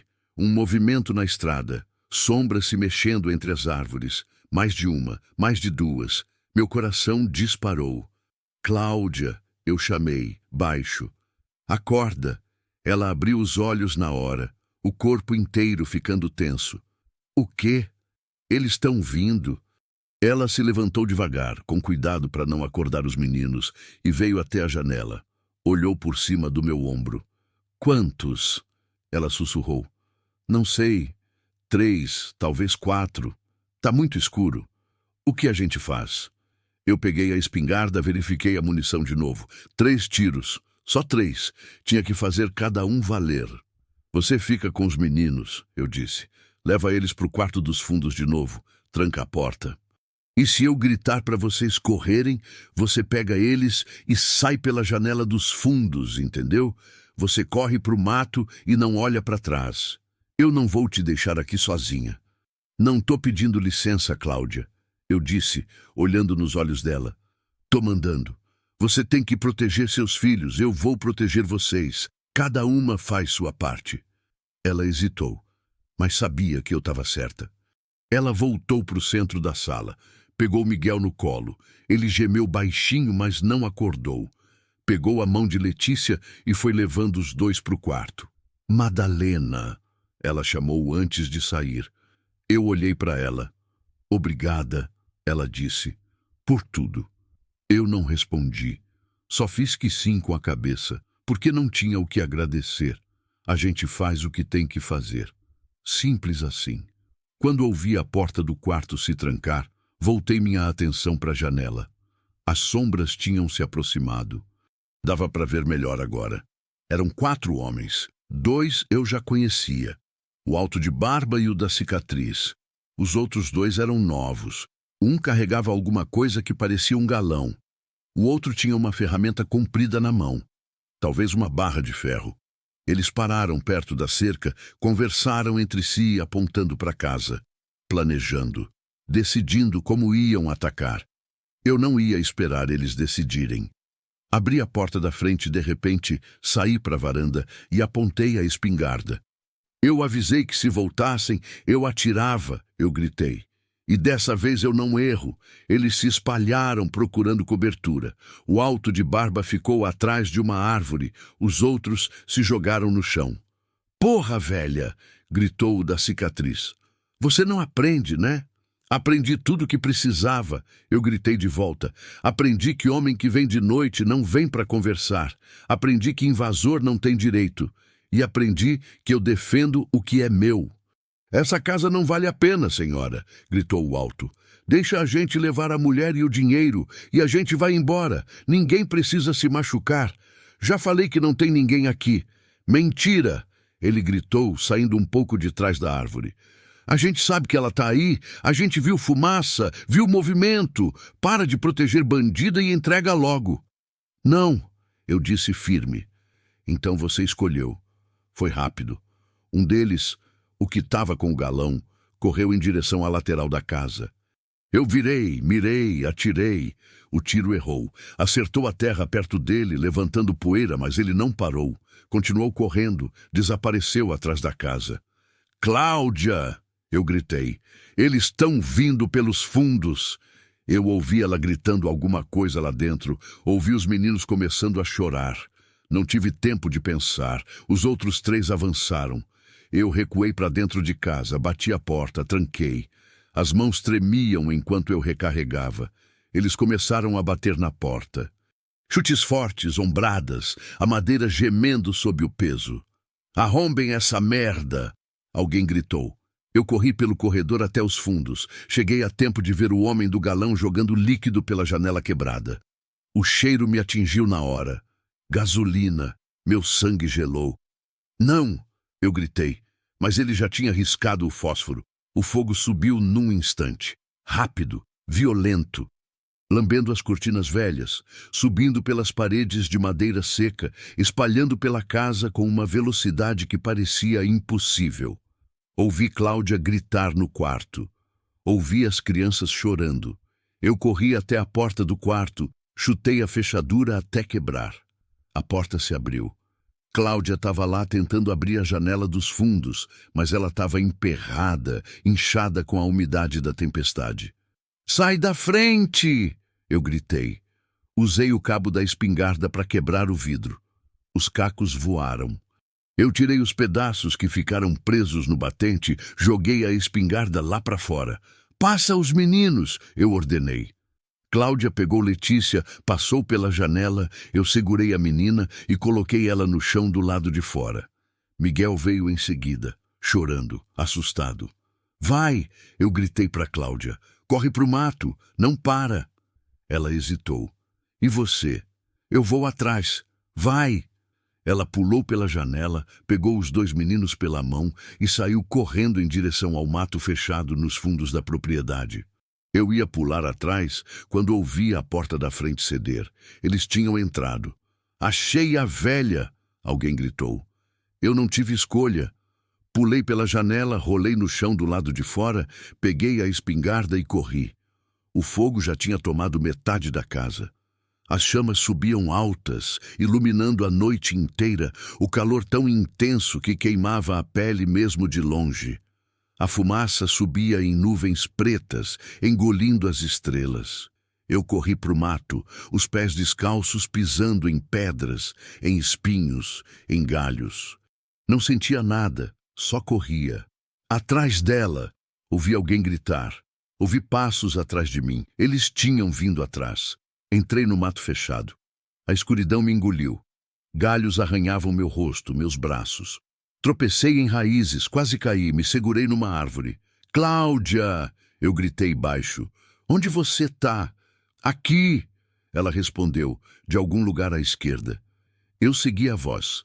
Achei ela e os meninos agachados atrás de um tronco caído. Letícia chorava sem parar. Miguel estava branco de terror. Eles vieram atrás? Cláudia perguntou, a voz tremendo. Vieram. O que a gente faz? Eu olhei ao redor. O mato era denso, fechado, difícil de atravessar, mas também difícil de ser achado se a gente ficasse quieta. A gente se esconde, eu disse, e reza para eles desistirem. A gente se enfiou mais fundo no mato. Andamos curvadas, em silêncio, só o som da nossa respiração e dos galhos quebrando sob nossos pés. Achamos um buraco entre duas pedras grandes, meio escondido por trepadeiras. Enfiamos as crianças lá primeiro, depois eu e Cláudia. Ficamos ali, apertadas, sem ar, sem espaço, tremendo de medo e de frio. De longe, dava para ver a casa queimando. As chamas tinham tomado tudo agora. O telhado tinha desabado. As paredes desmoronavam. Tudo o que eu tinha, tudo o que Toninho tinha construído, tudo o que tinha sido minha vida pelos últimos 4 anos, virando cinzas. E tudo o que eu sentia era alívio. Alívio porque a gente estava viva, porque Cláudia estava viva, porque Miguel e Letícia estavam vivos. A casa podia queimar, as coisas podiam virar pó, mas a vida a gente ainda tinha. Ouvi vozes se aproximando, passos pesados, lanternas varrendo o mato. Procura direito, alguém ordenou. Elas não podem ter ido longe. Tem muito mato, chefe. Outro respondeu. Não dá para achar ninguém aqui no escuro. Então espera amanhecer. A gente cerca a área e pega elas quando saírem. Cláudia me olhou apavorada. Eu coloquei a mão na boca dela, pedindo silêncio. Ela fez que sim com a cabeça. A gente ficou ali, horas, imóveis, mal respirando, ouvindo os homens procurarem. Às vezes eles passavam perto, tão perto que dava para ouvir a respiração deles. Mas eles não achavam. O céu começou a clarear. O amanhecer chegava devagar, tingindo tudo de cinza primeiro, depois de rosa, depois de dourado. Os homens ainda estavam lá. Eu via as sombras deles se movendo entre as árvores, mas então um som diferente. Motor de carro vindo da estrada. Tem alguém vindo, um deles alertou. Quem? Não sei, mas tem carro chegando. Ouvi eles conversarem rápido, nervosos. Depois ouvi eles correrem, voltando para a estrada, entrando na caminhonete, o motor ligando. E finalmente o barulho do carro se afastando. A gente esperou, mais meia hora, 1 hora, até ter certeza que eles tinham ido embora de verdade. Quando finalmente saímos do esconderijo, o sol já estava alto. A casa era só ruínas fumegantes, cinzas. Pedaços de madeira queimada, nada mais. Um carro velho estava parado na frente do que sobrou da cerca, e descendo dele, um homem idoso, de chapéu de palha e roupa simples, seu Domingos, o vizinho mais próximo. Morava uns 5 quilômetros daqui. Madalena? Ele chamou, olhando para o que restou da casa. Meu Deus, Madalena, você tá aí? Tô aqui, seu Domingos. Eu respondi, saindo do mato com Cláudia e as crianças. Ele quase teve um troço quando nos viu. Sujas de terra, arranhadas, descalças, as roupas rasgadas. O que aconteceu? Ele perguntou, vindo até nós. Eu vi a fumaça de longe, vim ver se você estava bem. Tivemos visita, eu disse, cansada demais para explicar direito. Ele olhou para Cláudia, para as crianças, de volta para mim. Entra no carro, ele disse. Vou levar vocês para minha casa. Minha mulher cuida de vocês. Depois a gente conversa. A gente entrou no carro. Apertadas no banco de trás, as crianças no colo de Cláudia, eu com a espingarda ainda na mão.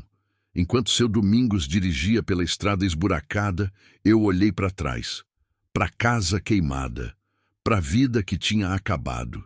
E pela primeira vez em muito tempo, eu chorei. Não de tristeza, não de raiva, de exaustão, de alívio, de gratidão por estar viva e de medo do que ainda estava por vir. Porque eu sabia que não tinha acabado. Eles iam voltar, sempre voltam. Mas pelo menos agora a gente não estava mais sozinha. E talvez isso fizesse toda a diferença. A casa de seu Domingos era pequena, simples, mas tinha vida. Tinha cheiro de café coado, de bolo de fubá no forno, de roupa limpa secando no varal. Tinha cachorro no terreiro, galinha ciscando, um gato dormindo na sombra da varanda. Tinha barulho de rádio tocando sertanejo velho. Tinha voz de mulher cantarolando na cozinha. Tinha porta aberta de par em par recebendo o vento. Dona Neuza, a mulher de seu Domingos, não fez perguntas quando a gente chegou. Ela só olhou para mim, para Cláudia, para os meninos cobertos de terra e arranhões e abriu os braços. Entra, filha, ela disse para Cláudia. Traz essas crianças para dentro. Vou esquentar água para o banho. Cláudia mal conseguiu responder. Ela entrou cambaleando, segurando os filhos, e quando Dona Neuza fechou a porta atrás dela, oferecendo um copo de água fresca, foi como se toda a força que ela tinha guardado para sobreviver simplesmente desabasse de uma vez. Ela caiu sentada no chão da sala e chorou. Chorou como eu nunca tinha visto ninguém chorar, com o corpo inteiro, com a alma inteira, como se tivesse guardado cada lágrima dos últimos meses e agora, finalmente num lugar seguro, pudesse deixar tudo sair. Miguel e Letícia se agarraram nela, chorando também, sem entender direito o que estava acontecendo, mas sentindo o peso que a mãe carregava. Dona Neuza se ajoelhou ao lado deles, passou a mão no cabelo de Cláudia, murmurou palavras baixinhas de conforto que só mãe sabe dizer. Seu Domingos ficou na porta, sem jeito, olhando para mim como se esperasse que eu explicasse. Eu não expliquei, não ainda. Só sentei numa cadeira velha perto da janela e fiquei olhando lá para fora, para o quintal, para o céu limpo, para o sol que continuava nascendo, como se nada tivesse acontecido. Como se minha casa não tivesse virado cinzas, como se a gente não tivesse quase morrido, como se tudo ainda fizesse sentido, mas não fazia, nada fazia mais. Dona Neuza levou Cláudia e as crianças para o banheiro. Eu ouvia a água correndo, ouvi ela falando baixinho, acalmando, cuidando. Depois de um tempo, elas saíram limpas, vestindo roupas emprestadas que ficavam grandes demais, mas que eram limpas, cheirosas, quentes. Miguel tinha uma camisa que ia até os joelhos. Letícia estava enrolada num vestido que devia ser de quando Dona Neuza era criança. Cláudia usava uma blusa simples e uma saia de algodão que amarrava na cintura. Agora senta, Dona Neuza disse, apontando para a mesa da cozinha. Vou fazer comida. A senhora não precisa... Cláudia começou. Não pedi opinião. Dona Neuza cortou, mas com um sorriso gentil. Quando alguém chega na minha casa do jeito que vocês chegaram, eu não pergunto nada. Eu só cuido. Depois a gente conversa. E ela cuidou. Fez arroz, feijão, carne de panela, farofa, salada de tomate com cebola. Botou tudo na mesa, serviu em pratos fundos, generosos, do tipo que enche a barriga e aquece a alma. As crianças comeram devagar no começo, ainda assustadas, ainda desconfiadas. Mas depois que a fome falou mais alto, elas comeram tudo, rasparam o prato, pediram mais, e Dona Neuza serviu de novo, sorrindo, feliz de ver criança comendo direito. Cláudia comeu em silêncio, as lágrimas ainda escorrendo de vez em quando, mas agora eram lágrimas mais calmas, mais silenciosas, como se ela tivesse finalmente permitido ao corpo relaxar, finalmente permitido a si mesma descansar. Eu mal consegui comer. A comida era boa, eu sabia, mas eu não sentia gosto de nada. Só um vazio enorme no peito. Um cansaço tão profundo que nem a comida conseguia alcançar. Depois que terminamos, Dona Neuza levou as crianças para o quarto de hóspedes. Um quartinho pequeno com uma cama de casal e um colchão no chão. Ela deitou Letícia na cama, cobriu ela com um lençol limpo. Miguel deitou no colchão, os olhos já fechando. "Dorme, meu filho", Dona Neuza disse, passando a mão no cabelo dele. "Aqui vocês estão seguros." Cláudia ficou sentada na beira da cama, olhando para os filhos dormirem. A mão dela tremia quando encostava no rosto deles, como se ainda não acreditasse que estavam ali, vivos, inteiros. Eu saí do quarto e fui para a varanda. Seu Domingos já estava lá, sentado numa cadeira de balanço velha, fumando um cigarro de palha.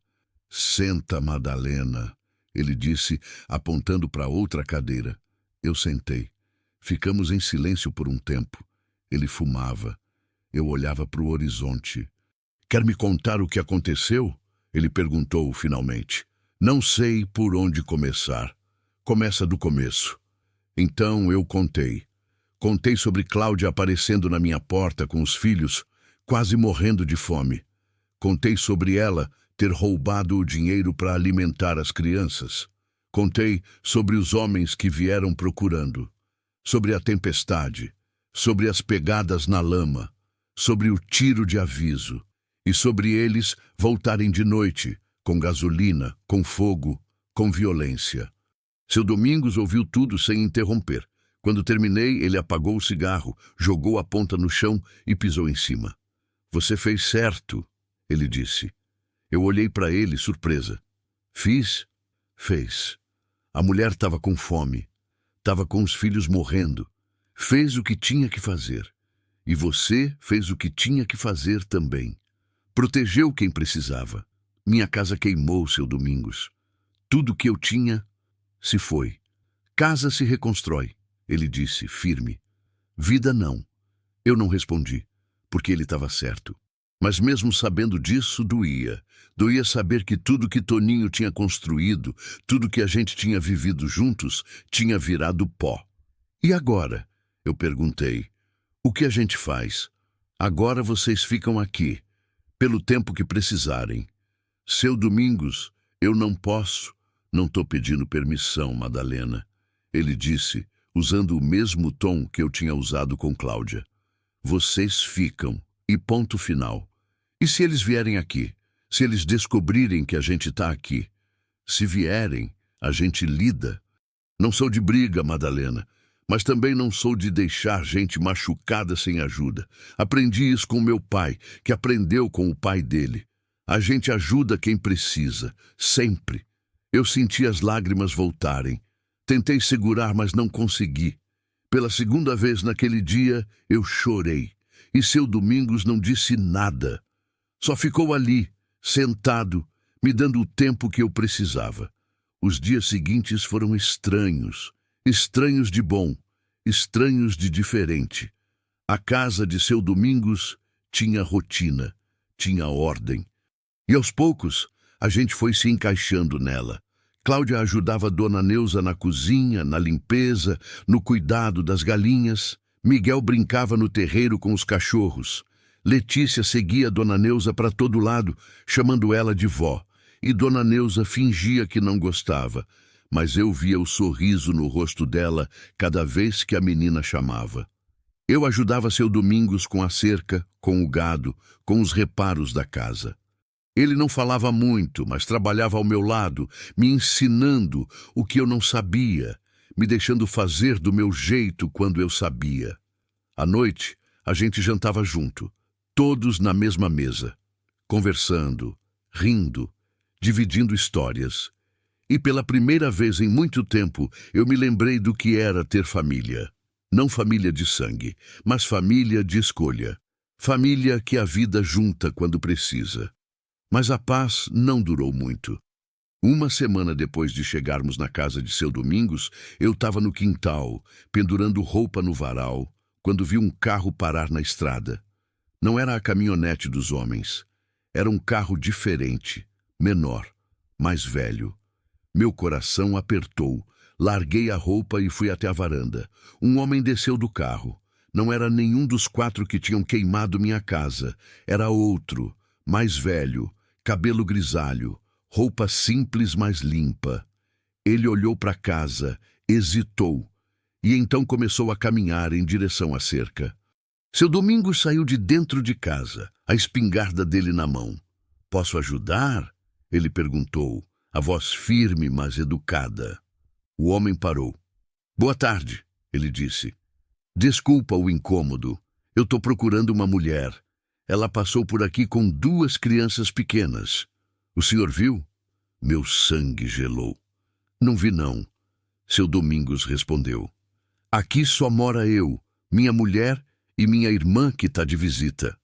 O homem olhou para mim. Eu segurei o olhar dele, tentando não mostrar o medo. "A mulher que eu procuro", ele continuou, "ela se chama Cláudia e ela está em perigo." "Perigo?" seu Domingos perguntou. "Sim, ela pegou uma coisa que não era dela. E as pessoas que ela pegou não são gente boa. Eles queimaram uma casa aqui perto procurando ela, e vão queimar outras se precisar." "Que tipo de coisa ela pegou?" O homem hesitou. "Dinheiro, muito dinheiro.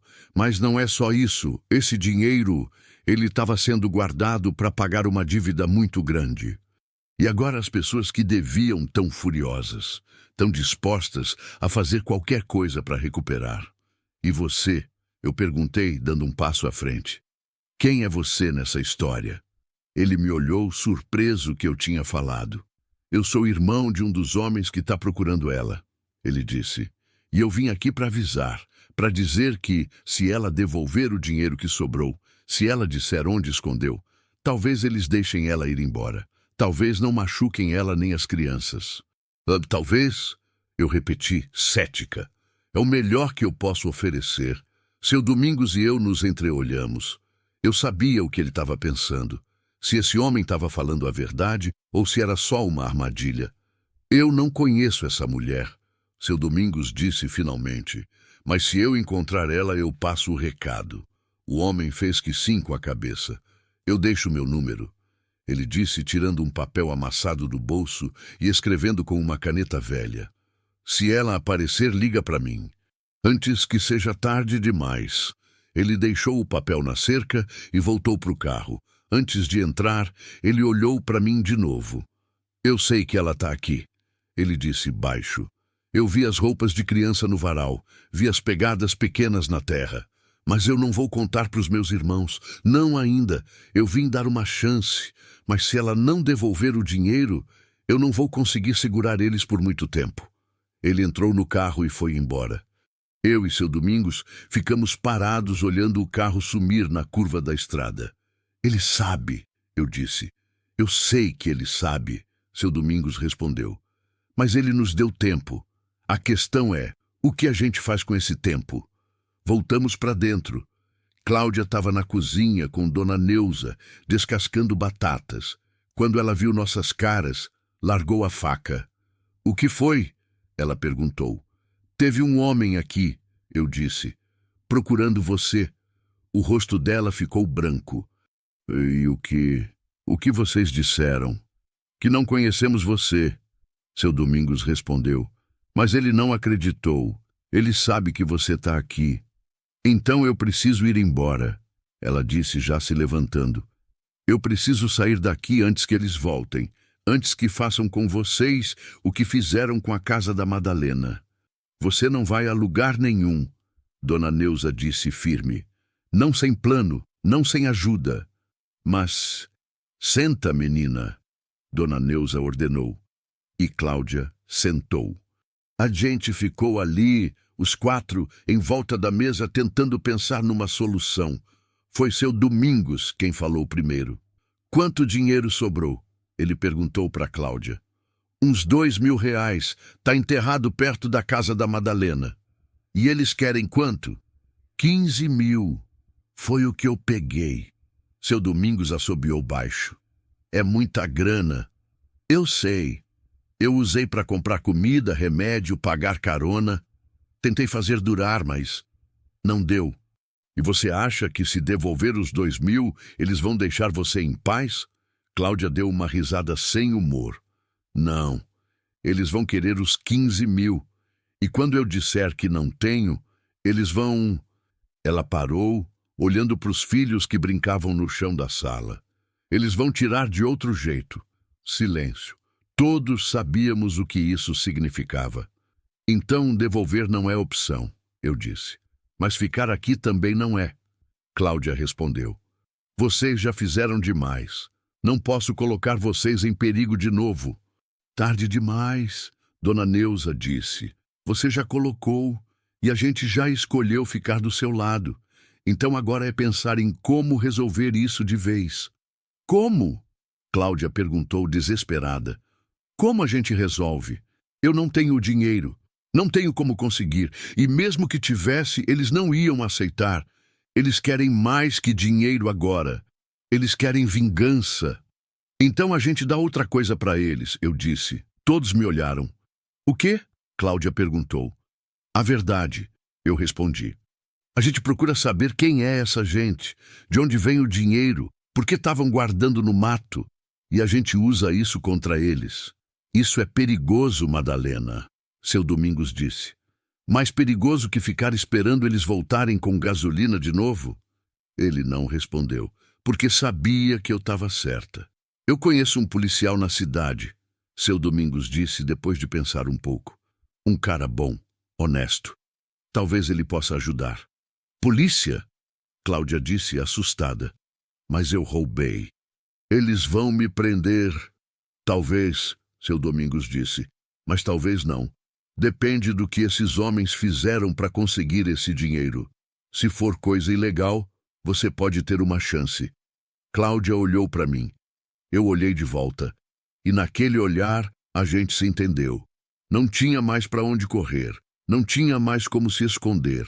A única saída era enfrentar. Tá bom, ela disse finalmente. A gente vai. A gente fala com o policial. E se ele quiser me prender, pelo menos meus filhos vão estar seguros. Ninguém vai prender ninguém, Dona Neuza disse. Mas a gente precisa agir rápido, antes que eles voltem. E assim, pela primeira vez desde que tudo começou, a gente tinha um plano. Não era um bom plano, não era um plano seguro, mas era um plano. E às vezes, quando a gente está no fundo do poço, qualquer escada serve, mesmo que ela seja torta, mesmo que ela balance, mesmo que ela ameace quebrar a qualquer momento. Porque a alternativa é ficar no fundo. E ficar no fundo é morrer aos poucos. E a gente já tinha morrido demais. Agora era hora de viver, de lutar, de sobreviver. Custe o que custar. 6 meses depois, o sol nascia devagar sobre a terra vermelha, pintando o horizonte com aqueles tons de laranja e rosa que só o interior conhece. O céu estava limpo, sem nuvem, prometendo mais um dia de calor seco, daqueles que fazem a pele arder e a garganta pedir água. Eu estava sentada na varanda da casa nova, tomando café, olhando para o quintal que ainda estava sendo construído. Não era a mesma casa, não era a mesma terra, mas era minha. Nossa! A casa era pequena. 3 quartos, uma sala, uma cozinha com fogão a lenha e um banheiro que ainda precisava de alguns reparos. As paredes eram de alvenaria dessa vez, não de madeira. Seu Domingos tinha insistido. Disse que madeira queima fácil, mas tijolo aguenta. E depois de tudo que a gente tinha passado, eu não tive coragem de discordar. O terreno era de Dona Neuza. Uma herança antiga que ela nunca tinha usado. Uns 10 hectares de terra boa a uns 3 quilômetros da casa deles. Quando eu disse que ia reconstruir na minha terra velha, ela não deixou. Disse que era perigoso, que mesmo com os homens presos nunca se sabia, que era melhor começar do zero, num lugar novo, onde ninguém ia procurar. E ela tinha razão, como sempre. O policial que seu Domingos conhecia tinha se chamado Sargento Malaquias, um homem sério, de poucas palavras, mas de olhar honesto. Quando a gente chegou na delegacia naquele dia, eu, Cláudia, seu Domingos, ele ouviu tudo, cada palavra, cada detalhe. Anotou tudo num caderno velho, fez perguntas diretas, não julgou. Quando Cláudia terminou de contar, ele ficou em silêncio por um tempo. Depois, pegou o telefone e fez algumas ligações. Ligações longas, com muita conversa técnica que eu não entendi. Quando desligou, ele olhou para Cláudia com uma expressão que era quase piedade. "Você tem sorte, moça", ele disse. "Esses homens que você roubou, eles não são gente pequena. Eles trabalham para um esquema grande de roubo de carga. O dinheiro que você pegou era pagamento de um assalto que eles fizeram 3 meses atrás. A gente está atrás deles faz tempo." "E o que isso significa para mim?" Cláudia tinha perguntado, a voz tremendo. Significa que você vai ter que devolver o que sobrou do dinheiro, mas também significa que você pode ajudar a gente a pegar eles, e se você ajudar, bem, talvez a gente não precise fazer muitas perguntas sobre como exatamente você conseguiu esse dinheiro." Cláudia tinha olhado para mim. Eu tinha feito que sim com a cabeça, e ela tinha aceitado. Levou 3 semanas, 3 semanas de investigação, de escuta telefônica, de vigilância. Cláudia teve que contar tudo de novo, várias vezes, para vários policiais diferentes. Teve que desenhar mapas, indicar lugares, descrever rostos, e teve que viver com o medo constante de que eles descobrissem, de que viessem atrás dela antes que a polícia agisse. Mas eles não descobriram. E quando a polícia finalmente agiu, foi rápido, coordenado, eficiente. Prenderam 6 homens, incluindo os 4 que tinham queimado minha casa. Recuperaram quase todo o dinheiro do roubo de carga. Estava escondido em 3 lugares diferentes. E desmontaram uma operação que vinha funcionando há anos. Cláudia teve que prestar depoimento, teve que ir a juízo, teve que olhar nos olhos daqueles homens enquanto eles eram julgados. Eu fui com ela, segurei a mão dela o tempo todo. E quando o juiz deu a sentença, 12 anos para o líder, 8 para os outros, ela chorou. Não de alegria, mas de alívio, de exaustão, de finalmente poder respirar sem medo. O juiz não a condenou. Disse que ela tinha agido sob coação emocional extrema, que tinha colaborado com a justiça, que tinha devolvido o que tinha sobrado, deu uma pena suspensa, serviço comunitário, e a mandou para casa. Para casa, que naquele momento era ainda a casa de seu Domingos e Dona Neuza. Mas agora era aqui. Eu ouvi a porta se abrir atrás de mim. Passos leves. Cláudia apareceu na varanda, o cabelo ainda molhado do banho, vestindo uma blusa simples e uma calça velha. Ela tinha engordado um pouco nos últimos meses. O rosto não era mais só osso, tinha cor, tinha vida. "Bom dia", ela disse, se sentando ao meu lado. "Bom dia." Ela pegou a caneca de café que eu tinha deixado para ela, bebeu um gole, fez a mesma careta de sempre. "Ainda está muito forte", ela reclamou. "Sempre vai estar", eu respondi sorrindo. A gente ficou ali em silêncio, olhando o dia nascer. Era um silêncio bom, não era mais aquele silêncio pesado, carregado de medo. Era um silêncio de paz, de quem tinha lutado e sobrevivido, de quem tinha perdido tudo e conseguido reconstruir. "Os meninos já acordaram?", eu perguntei. "Ainda não, mas não demora. O Miguel anda acordando com o sol. Igual ao pai dele", você disse. Cláudia sorriu. Um sorriso triste, mas verdadeiro. Igual ao pai dele. A gente tinha falado muito sobre o marido dela nos últimos meses. Sobre quem ele era, sobre como eles tinham se conhecido, sobre os sonhos que eles tinham, os planos que fizeram, a vida que queriam construir, e sobre como tudo tinha desmoronado em um único dia. Mas Cláudia não falava mais com aquela dor lancinante do começo. Agora ela falava com saudade, com carinho, com a aceitação de quem entendeu que a vida continua, mesmo quando a gente acha que não consegue. "Você acha que ele ficaria orgulhoso?", ela perguntou de repente. "Do que eu fiz, das escolhas que eu tomei?" Eu pensei antes de responder. Acho que ele ficaria orgulhoso de você ter mantido os meninos vivos, eu disse. Do jeito que você conseguiu. Porque no final é isso que importa. Não como a gente chegou, mas que a gente chegou. Ela fez que sim com a cabeça, limpando uma lágrima que tinha escapado. Obrigada, Madalena, ela disse baixinho. Por tudo. Por ter aberto a porta. Por não ter me mandado embora. Por ter lutado ao meu lado. Eu nunca vou esquecer. Nem eu respondi. Porque você me salvou também. Ela me olhou, confusa. Como assim? Eu estava morrendo, Cláudia. Eu disse olhando para ela. Não de doença. Não de fome, mas de solidão. De viver num mundo que não tinha mais sentido. De acordar todo dia sem motivo nenhum para levantar da cama. E aí você apareceu. Você e os meninos. E de repente eu tinha um motivo de novo. Alguém para proteger. Alguém para cuidar. Alguém que precisava de mim. Mas você perdeu sua casa. Perdeu tudo que tinha. Perdi coisas, eu corrigi. Não perdi o que importa. E ganhei uma família. Ganhei você. Ganhei Miguel e Letícia. Ganhei um propósito. Cláudia segurou minha mão. Apertou com força. Então a gente se salvou, ela disse. A gente se salvou. Miguel apareceu na porta, esfregando os olhos, o cabelo arrepiado igual a um pássaro. Ele não era mais aquele menino assustado, calado, sempre olhando para trás. Agora ele sorria fácil, brincava, corria pelo quintal como criança tem que correr. Bom dia, tia Madalena, ele disse, vindo me dar um beijo no rosto. Tia Madalena. A primeira vez que ele tinha me chamado assim, meu coração tinha apertado tanto que eu quase chorei.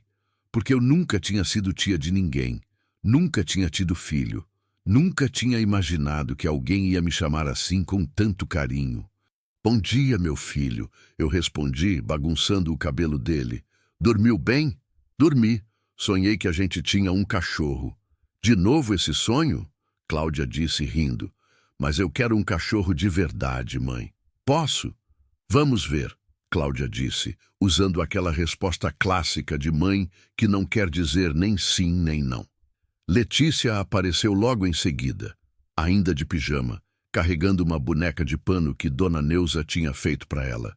Ela tinha crescido tanto nos últimos meses. Não era mais aquela criança fraca, doente, sempre no limite. Agora ela tinha bochechas rosadas, pernas fortes, energia de sobra. Tia Lena, ela gritou correndo para mim. Tia Lena. O apelido tinha nascido porque ela não conseguia falar Madalena direito. E tinha grudado. Agora todo mundo me chamava assim. Até Cláudia, às vezes. Eu peguei ela no colo, dei um beijo barulhento na bochecha dela e ela riu. Aquela risada alta, gostosa, de criança que não tem preocupação nenhuma no mundo. Cadê a avó Neuza? Letícia perguntou. Deve estar vindo visitar logo mais, eu disse. Ela disse que ia trazer bolo. Bolo! Letícia gritou animada. Dona Neuza e seu Domingos vinham visitar quase todo dia. Traziam comida, ajudavam nos reparos da casa, ficavam para jantar. Tinha virado tradição, tinha virado família, família que a gente escolhe, família que a vida monta quando a outra se desfaz. Depois do café da manhã, Cláudia foi cuidar da horta que a gente tinha começado a plantar. Tomate, alface, cebolinha, coentro, coisas simples, mas que cresciam bem na terra vermelha. Miguel foi com ela, ajudando a arrancar mato, regando as plantas com um regador pequeno que seu Domingos tinha dado para ele. Letícia ficou comigo. A gente sentou debaixo de uma árvore no quintal e eu ensinei ela a fazer tranças na boneca de pano. Ela não conseguia direito ainda, mas tentava, a língua para fora de concentração, os dedinhos pequenos lutando com o cabelo de lã. Tia Lena, ela disse de repente. Oi, meu amor. A gente vai morar aqui para sempre? Se Deus quiser, sim. E ninguém vai fazer a gente sair? Meu coração apertou. Porque mesmo depois de 6 meses, mesmo com os homens presos, ela ainda tinha medo. Criança não esquece fácil. Trauma fica guardado em lugares fundos que a gente nem sabe que existem. Ninguém vai fazer vocês saírem. eu disse, puxando ela para mais perto. Essa é nossa casa agora. Minha, da sua mãe, sua e do Miguel. E ninguém tira a gente daqui. Nunca mais. Promete? Prometo. Ela encostou a cabeça no meu ombro e ficou quieta. Eu fiquei também. Só sentindo o peso dela, o calor dela, a vida dela pulsando contra mim. No final da tarde, seu Domingos e Dona Neuza chegaram, como prometido, trazendo bolo de fubá com goiabada ainda quente, cheirando a céu. As crianças gritaram de alegria, correram para abraçar os avós.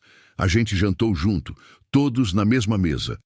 Arroz, feijão, frango caipira que Cláudia tinha temperado, salada da horta. Simples, mas gostoso, mais completo. Depois da janta, enquanto Dona Neuza dava banho nas crianças e Cláudia lavava a louça, eu e seu Domingos ficamos na varanda. A casa tá ficando boa, ele disse olhando ao redor. Tá, eu concordei. Graças a você. Não foi só eu, foi todo mundo. A gente trabalhou junto. É verdade. Ele acendeu um cigarro de palha, tragou fundo. Você tá feliz, Madalena? Ninguém tinha me perguntado isso fazia muito tempo. Talvez anos, talvez nunca. Felicidade sempre pareceu um luxo que gente como eu não podia ter, ou não merecia ter.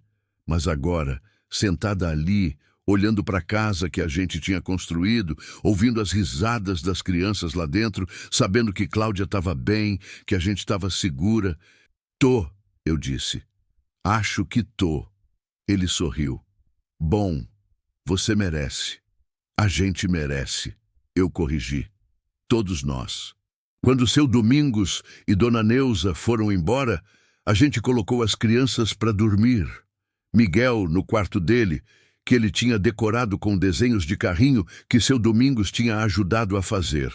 Letícia no quartinho dela, cheio de bonecas e bichinhos de pano que Dona Neuza costurava nas horas vagas. Cláudia beijou os dois, cobriu eles, apagou a luz. A gente foi para a varanda de novo. Sentou lado a lado, olhando para o céu cheio de estrelas. A noite estava clara, quieta, sem medo. Você acha que eles vão ficar bem? Cláudia perguntou. Os meninos, depois de tudo que passaram? Acho, eu disse. Criança é forte, mais forte que a gente. Eles vão carregar as marcas, mas vão crescer, vão viver, vão ser felizes. Eu queria tanto que eles não tivessem passado por isso. Eu sei, mas eles passaram. E agora a gente faz o possível para que o futuro seja melhor que o passado. Ela encostou a cabeça no meu ombro. Obrigada por ser minha família, Madalena. Obrigada por ter batido na minha porta. A gente ficou assim até o sono chegar, até o corpo pedir descanso, até o dia finalmente acabar. Quando entrei no meu quarto, pequeno, simples, mas meu, eu me deitei e olhei para o teto. Pensei em Toninho, em como ele ficaria feliz de ver que eu não tinha desistido, que eu tinha continuado, que eu tinha encontrado um jeito de viver de novo. Pensei na casa velha, nas cinzas, em tudo que tinha se perdido, mas também pensei em tudo que tinha sido ganho. Porque a verdade é que a gente perde muito na vida. Perde casa, perde gente, perde tempo, perde esperança. Mas se a gente tiver sorte, a gente também ganha. Ganha família, ganha força, ganha propósito e ganha a certeza de que não importa quantas vezes a vida derrube a gente no chão, a gente sempre pode se levantar, sempre pode reconstruir, sempre pode recomeçar, porque terra queimada volta a brotar, cinza vira adubo, e do fim sempre nasce um começo novo. Fechei os olhos e pela primeira vez em muito tempo dormi em paz, sem pesadelo, sem medo, sem solidão, só com a certeza de que amanhã, quando o sol nascesse de novo sobre a terra vermelha, eu ia ter um motivo para acordar, ia ter gente para cuidar, para amar, para proteger, ia ter família. E no fim das contas, depois de tudo, é isso que importa. Não a casa, não as coisas, não o dinheiro, mas as pessoas, as vidas que a gente toca, os laços que a gente constrói. porque a gente pode perder tudo. Mas enquanto tiver alguém ao lado, a gente nunca está sozinha. E não estar sozinha é tudo. É o peso que sustenta, é a terra que não esquece, é o vento que acalma, é a vida valendo a pena de novo, simplesmente valendo a pena.